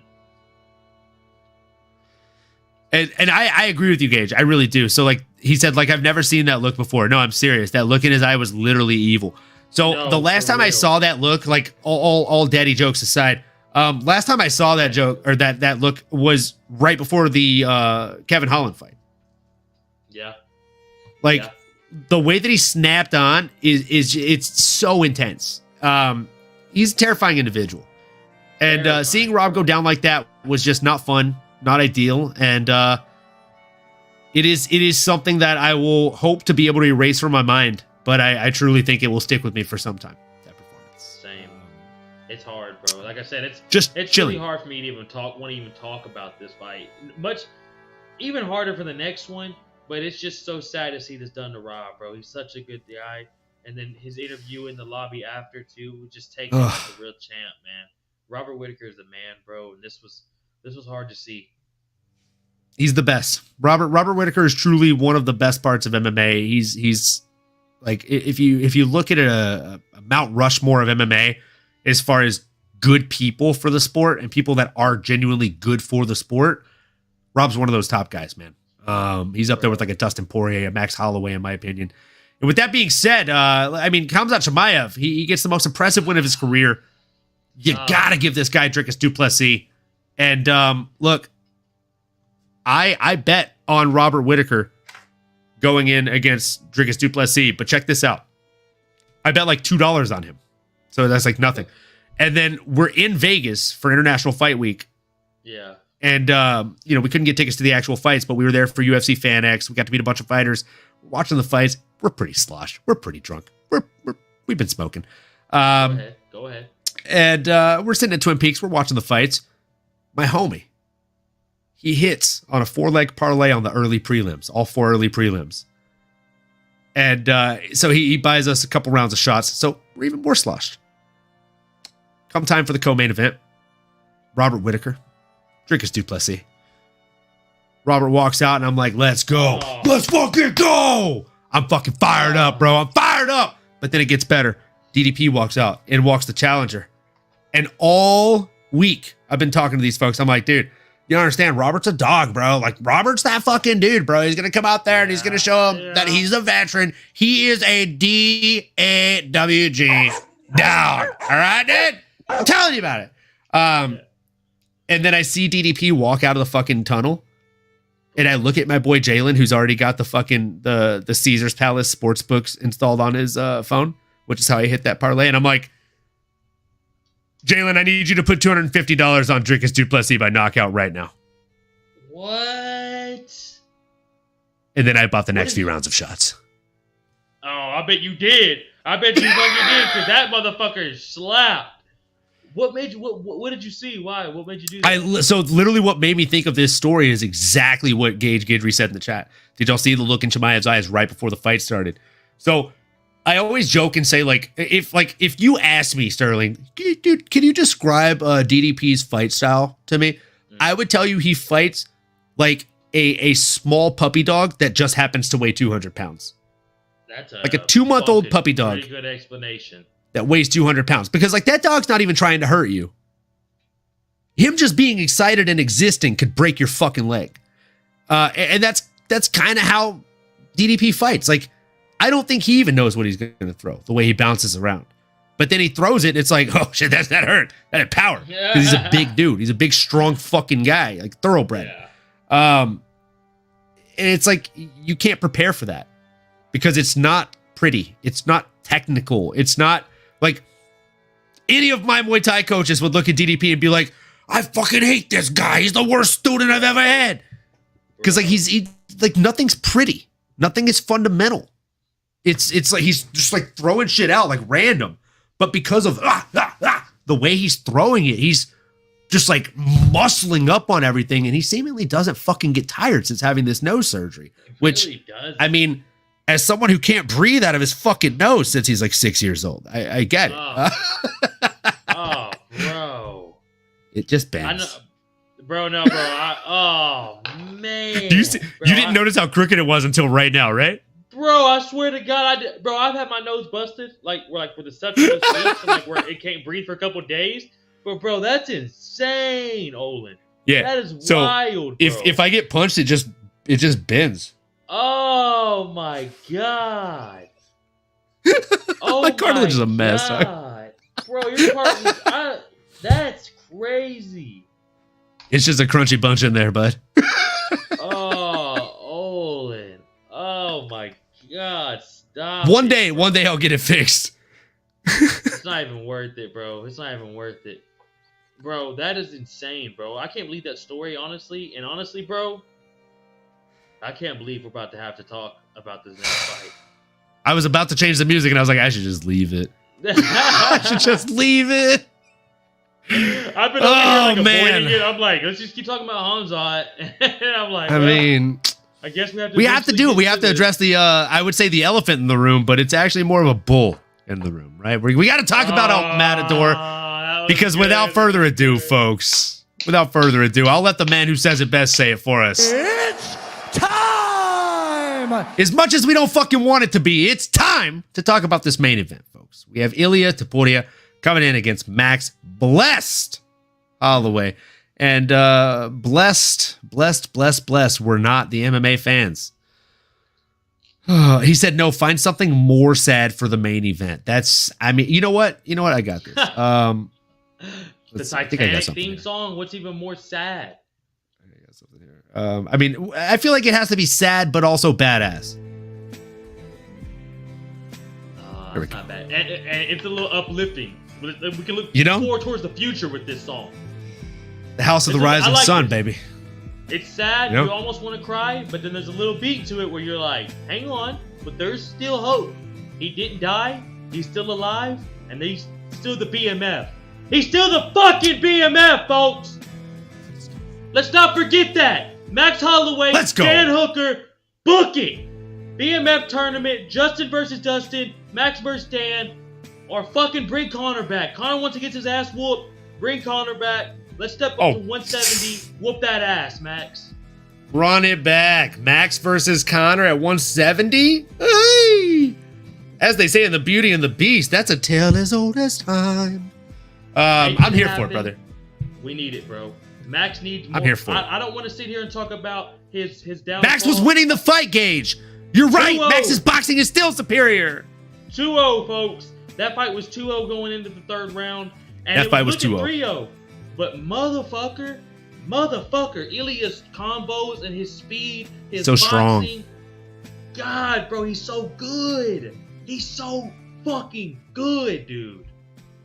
He's so strong. He's so good. I think the biggest issue in this fight, and I had to pour out one last shot here for the show for Max. I saw that. Let's go, Max. Let's go, Max, for you, brother. And we're drinking out of the Cobra Kai cup because tomorrow, brother. Strike first, strike hard, no mercy, baby. You already know what it is. I'm hurt. So look, Max is an absolute beast. The big issue here is this. They were fighting two different fights. Yeah. I believe in you. I know, I'll fight through, bro. Keep going. Oh, yeah, that's exactly how I feel. Keep going, though. You got it. So, look, they were fighting two very different fights here. They were going up against different things. You got Max Holloway against Ilia Topuria, and what that means is this. Ilia has to avoid the constant flow state, the constant pressure of Max Holloway. Look, I mean, the best way to describe this is like a giant boulder and a waterfall. Max Holloway is the waterfall. Make no mistake about it. The giant boulder is Ilia Topuria. So if a giant boulder rolls onto you, it'll crush you. Instantaneously, you just fucking died, kid. You're dead. You're not going to be in the sequel. There is no callback. Do not pass go. Do not collect $200. That's what happens if a boulder rolls over you. So that's all that boulder needs is one moment, 1 second, one shot, right? Mom spaghetti. Hey. That fucking waterfall, though, it needs a minute, right? Because it's got to waterboard you. It's got to take the breath away from you. It's got to take your life away from you. It's got to drown you, so to speak. Now, that's if it's fighting a human, right? It can drown a mere human in just a minute, 2 minutes max, right? Pun intended. I was just about to say. Since we're talking about Max Holloway here, you know what I'm saying? Damn. But I digress. If we're talking about a waterfall versus a boulder, if you have a boulder that is trapped in that pressure, you give it long enough, I don't know, maybe a 25-minute fight, you can break down that boulder pretty fucking significantly with enough water pressure. Constantly flowing, which is what Max is the best at, constantly flowing. Having that elusive movement, constantly moving in and out of the line, landing shots, making you think while he's landing those shots, fucking mixing elbows in there, right? Like, that is what Max does best. But what does a boulder do best? It crashes. It crushes, right? Bruce Lee said it best, right? Be water, my friend. waterfall's water.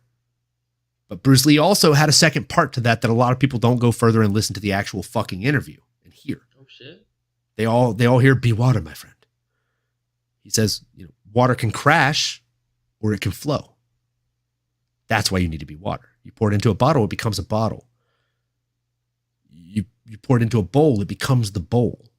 Water adapts. Be water. So Ilia Topuria, he is the crashing water. Make no mistake about that. But the flowing water is definitely Max Holloway. Max could have won that fight a lot harder than Ilia could have. Because for flowing water, it takes a long time to break down your opponent. For crashing water, if you got enough water pressure, have you ever fucking seen those videos of people being squirted by a fire hydrant? Bro. That's the type of water that Ilia is. The kind that can knock you off your feet. The kind that is unsuspectingly strong for someone that is just water. Water shouldn't be able to knock you off your feet, but it can if it's fast enough, and strong enough, right? Because speed kills. So Max simply had to be, and I say simply, but that's kind of a dick fucking way to say it. Yeah. Max simply had to be perfect for 25 minutes. And he was imperfect for 2 seconds. It cost him the fight. Ilia had to be perfect for 2 seconds of a 25-minute fight. That's the main difference in a Max Holloway and an Ilia Topuria. Ilia Topuria has a God-given strength, the same way that an Alex Poatan Pereira has. Like they're like Adesanya and Pereira are literally the Max Holloway and Ilia Topuria equation. I was just gonna say that. And I think if you run this fight 4 times, Max knocks him out once, at least. If you run it 10 times, I think Max probably wins at least 3 times. Yeah. But And I'm not a huge fan of fucking rematches, and I'm pretty sure you're burnout on them too, bud. Yeah, bro. And a lot of them too, if he doesn't knock him out, he does what he does for that fight. Probably takes him 4-1 or 3-2, maybe even 5-0, bro. Just being a slicker fighter than he is. And bro, that analogy with the boulders and waterfall, very, very fucking perfect for this situation. You fucking nailed that. That's exactly what this is. Boulder's gonna boulder. You know what I'm saying? Boulder's gonna boulder. Everything you said with that, him crashing, the smoothness of the water becoming whatever it is, couldn't explain that any better, bro. That's exactly perfect. And Max having to be perfect for 25 minutes and Ilia being perfect for just 2. I mean, dude, and Ilia didn't even look stressed. He looked fine. He looked like he knew, like, all I gotta do is put a couple together here and it's over. And Max was just, everything looked beautiful, man. That was the scariest thing. Like, I mean, I don't know how transferable it is or how, like, I mean, obviously, I'm going to take a crazy guess here with you wearing the fucking Texans hoodie here that you watch a little bit of football. The analogy I like to use that I think is transferable for all MMA fans is, or fans of sports or just competitiveness in general, competitive acts, is Ilia all week was walking around like somebody who knew a secret. And the last time I used, I've only used this specific term twice. And I said it about TJ Dillashaw versus Renan Barão in the first fight. Damn. And I bet money on TJ Dillashaw. Oh, damn, bro. Great times. And the other time was when Chris Weidman fought Anderson Silva the first time, which you can see that poster behind me, behind my left ear here. Yes, sir. Fun fact, that's the first time I went to a Buffalo Wild Wings with my significant other to watch the fights. She was texting my 2 roommates because I was the only guy in Buffalo Wild Wings going for Weidman. And she was saying, Olin's probably going to get into a fight with these guys if Weidman wins. And then I called the round. And I became friends with like 2 of those guys that were talking shit. Bro, because that I'm beloved, Anderson not a Silva fighter. was the guy. He was the guy. But I called Weidman to win that fight. That's crazy, bro. And I called him to win by knockout. Based the fuck? solely on the Mark Munoz timing. Let me know what the fuck next time you feel this again and send it to me. You do it. I kid you not. Sterling, I had a dream. I had a dream that night. I swear to God on my life. I had a dream the night before the fight. that he knocked him out with a left hook. But I dreamed that he knocked him out with a left hook to the body. He ended up throwing it to the body, but fucking Silva ducked his head and ate it on the face in the actual fight. Olin, let me know the next time God just gives you easy money, and I'm betting the house on whatever you send me, bro. Because The last time it happened, you're the one. bro, when I have dreams, I don't know why, but like combat sports dreams, they hit. So the last one that happened, and this is literally why we're still playing with house money on the MMAnomaly Show, folks. Shout out to that real quick. So this last one was actually a boxing match. It was Errol Spence Jr. versus Terrence Crawford. Errol Spence Jr. had never been dropped in a fight or finished. And I bet $50 on Errol Spence Jr. getting dropped more than 1.5 times and finished. He got dropped twice and they called the fight. How much did you win off the 50? I think $950. Oh my God, bro. Yeah, fucking let me know whatever app you fucking do, and let me know when you get. So yeah, we're playing with house money, brother. Oh my God, bro. We hit 3 out of 4 2 weeks ago too. Oh, fucking yeah. Well, I'll message you when we get off this shit. Like we miss more than we hit, but like we make more than we lose. If that makes sense. That's all you got to do, bro. That's literally part of the game right there. The unit count is up. I'll Hey, just say that. Matters, baby. That's all that matters, bro. That's all that matters. And Sterling is definitely going to be one of the guys that you see with us at UFC X next year. I hope. It will. We got to make that happen in Vegas, bro. It will happen, bro. We got to make it happen. So man, look, Ilia Topuria he's that guy. But I digress, Sterling. Even in a knockout win, he was still down. He was still down on total and significant strikes. So, Gage, I mean, this air horn's for you, brother. He was winning that fight, was Max. I mean, I had Max all the way up in that fight. And Sav, please go to UFC X. Go next year.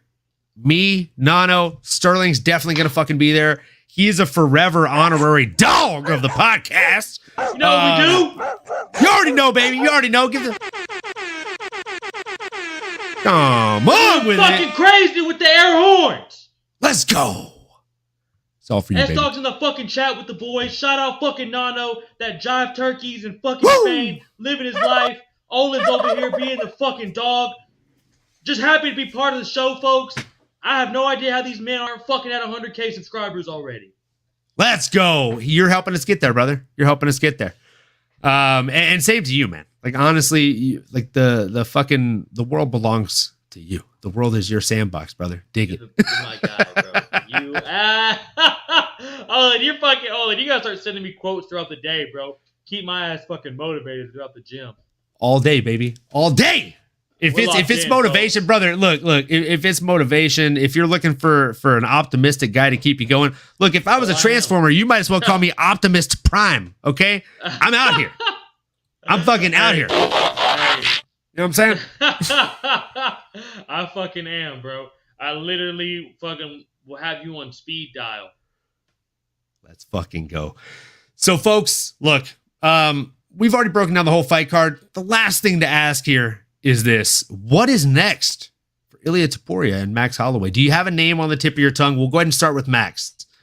What do you think should be next for Max? I personally think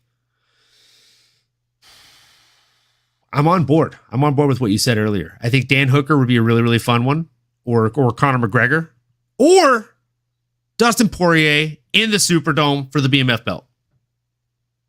All three of those, bro. All three of those. People are saying Gaethje. I don't really want to see him and Gaethje again.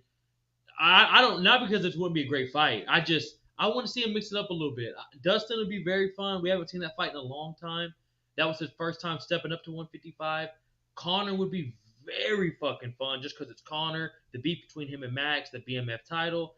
And Dan Hooker would be very, very fun because neither of them guys know what a boring fight looks like.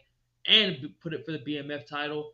All three of those options are amazing, bro. What I think is next for Topuria, I think either Volkanovski or Diego Lopez. I can't really think of any other names right now.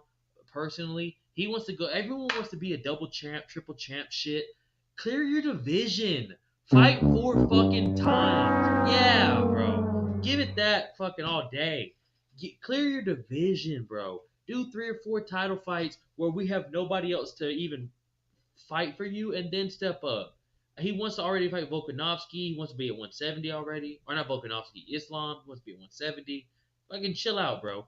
Either fight Volk again for the rematch or fight Diego Lopez. And I'm interested to see who you think he should get next as well, bro. Look, I'm definitely going to give you my names. First of all, though, I got to address this chat here. Sav said, Olin, you need one of my little dudes on your shelves. I agree. And the only thing I got to do is the only thing I have to ask is this. What would it take for you to make me a Dustin Poirier little crochet MMA fighter? Sav makes handmade little crocheted MMA fighters. She's currently making a Tom Aspinall one for the desk of Ariel Helwani. Oh, no shit. She's Bro, fucking shout awesome, out dude. Sav. She's fucking Hey, awesome. Sav, I'm gonna get with you and you need to make me a Derek Lewis one. Since you're making up all these dope little fighters, Look, we need a Sav, black you make a piece. Dustin Poirier one, and I'm gonna tell you right fucking now, my money's about to disappear into your pockets. Same here. Same here. You give me a D-Lou, we're talking. Let's fucking go, kid. Let's go. Look, I'm with you, man. The only other thing that I would say for Max Holloway, though, there is another name on the tip of my tongue. Oh shit. Charlie Olives. Charles Oliveira. That fight was going well. They fought once before, and it went really, really good up until Charles got injured. At 145 too. Yep. So hit it at 155. And that was the old Charles. That was the quitter Charles. Now Charles. That was the quitter Charles. Oh, my fucking guy. That was the quitter Charles, bro. Now Charles is a motherfucker. And I would not be mad at that BMF title. Both guys come in there and give it their fucking all. That fight doesn't go past 3 rounds, bro. I love the Charlie Olives fight. Yeah, Charlie Olives is 10 out of 10. That fucking guy, man. I mean, like he's Charlie Olives, bro. That gets an air horn. Yeah, definitely big fan of Charles. Sav said, my little Tom is cute as fuck. Oh my God, I need to make a Derek Lewis. So look, Sav's going to be working hard on that Tom Aspinall. Once she sends that to Helwani, got Dustin, and then she's going to be making one for my guy over here of Derek. So let's fucking go. She said Oliveira is a boy dad now, +5 points. I'm pretty sure becoming a father is like +5 heart. Yeah, bro. If we're talking like UFC creative fighters, like +5 heart points. Yeah, bro. It's like, no, I'm not just fighting for myself. I'm fighting for my kid. But yeah, bro. Honestly, I don't mind that at all, bro. I don't mind Charlie versus Max at all, bro.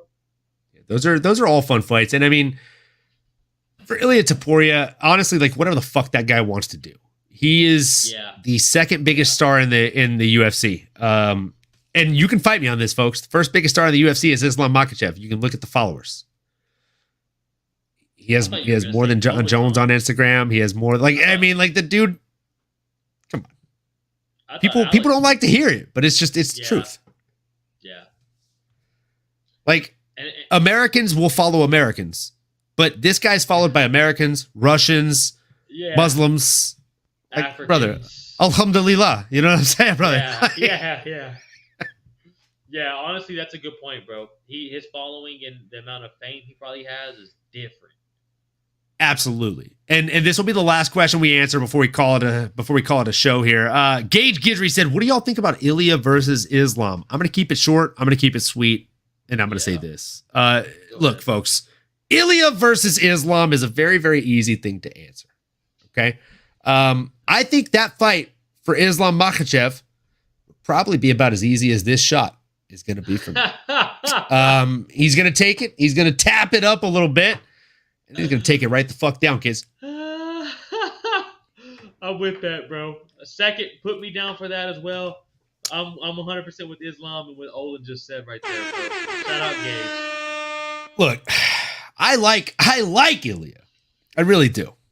Same. But I mean, Islam, like, you know, when like you start working out and you think you're feeling real good, but your big brother still outweighs you by 80 pounds, and you're like, maybe I'll go try and like arm wrestle him, or maybe I'll play mercy with him, or maybe I'll fucking just try and shoot a double leg on him, and then he makes you feel like a small boy. Yeah, that's yeah.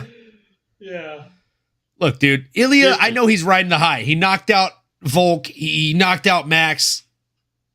Bro, if Max fought Islam, I think Islam would probably knock out Max too. Or at the very least, he'd sub him. So I don't think it's a good matchup for Ilya at all. At fucking all. I'm with you, bro. I'm rocking Islam. I'm glad, bro, because I feel like I've been hearing a lot of chatter about that one, and if I'm being honest with you, I don't get it. Yeah, me either, bro. It just doesn't make a lot of sense to me. Like, Islam is so fucking dominant, and he's large. He's so much larger than Ilya. Like, there's a 1-inch reach difference, which, like, people are like, oh, I mean, they're the same size. They're not the same fucking size. Yeah. Like, the power and strength is Islam probably walks around 200 pounds.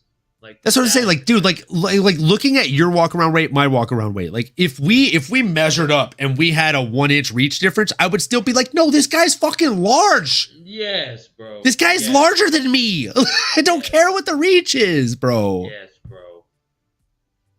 Yeah, and he can wrestle like a motherfucker. Yeah, bro. That's like his. And he's not that guy. He's not that guy that's like, oh, I'm gonna make this exciting for the fans. No, I'm gonna wrestle you, bro, because that's what I fucking do. Unless you're the Diamond and you just keep that motherfucker up and make it a scrap, baby. And I mean, that's because the Diamond wrestled the archetype.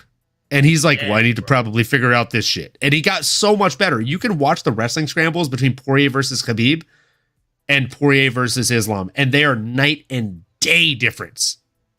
Bro, and I saw a couple times he was on the cage, and like against Khabib, Dustin kind of gave in and kind of folded. Against Islam, and he was asking his fucking corner for help. Yes, you see him be like, fuck, and then talking his corner, and then be like, okay, let's do this. Fighting the hands, and then getting up. Motherfuckers don't get up. This dude got up 3 or 4 times, and then he got up 3 times in that fight. I was 5 rows away from the fucking cage. I know he got up fucking 3 times in that fight. Bro, it was fucking Islam up on the feet. Fucking Islam up on the feet, bro. If Islam doesn't get that lucky ass unlucky, that's skill as fuck. That ankle pick, I love Dustin, but that ankle pick was not lucky. I'm gonna ring the bell on that one, brother. Yeah, as soon as I said it, I was like, all right, I wasn't lucky. I was like, I'm way too high. That was a crispy ass ankle pick, bro. That ankle pick was disgusting. With the minute in the fourth round, too. That ankle pick made Tony Ferguson wet, bro. Like, Bro, and if he doesn't do that, they have a minute left, and they go to the 5th round, and who knows what the fuck happens, bro. Nasty. Yeah. Nasty, fucking bro. Nasty, bro. That's funny as fuck. Sam said, that fight going to decision made me get a boot on my car. Went past the parking lot time. Ugh. That's the worst, Sav. That's the worst. Sucks. That is the worst. But with that being said, folks, look, make sure you do us a favor. If you're new here, if you're old here, anywhere in between, do us a huge favor. Like, comment, subscribe, smash that bell for notifications. And folks, please, please, please do us a favor. Whether you subscribe to us or not, make sure you subscribe to this beautiful son of a bitch to my other side here. S-Dogs MMA Talk on all platforms at SDAWG MMA Talk. Folks, the man is an absolute fucking beast. And, you know, I mean, look, beasts, you can find beasts just about everywhere nowadays, at least one in every state. But this guy, he's a good guy too. And that is a lot harder to find. He's a genuine fucking human being, a great, great person, and the type of person that I would gladly give the shirt off on my back. So make sure you drop this dude a like, a comment, a subscribe, and like I said, smash those bells for notifications on YouTube. And wherever you absorb your podcasts, make sure you subscribe to them there as well. And if you liked hearing them, He'll be here as well tomorrow. We were going to do it on Thursday, but, we know it's going to be Halloween. So we want to make sure that we're not asking you folks to be here for Halloween. Instead, we're doing a little back-to-back episode. You know what I'm saying? Air horn for that. And we'll see you tomorrow. Same time, same place, the same face.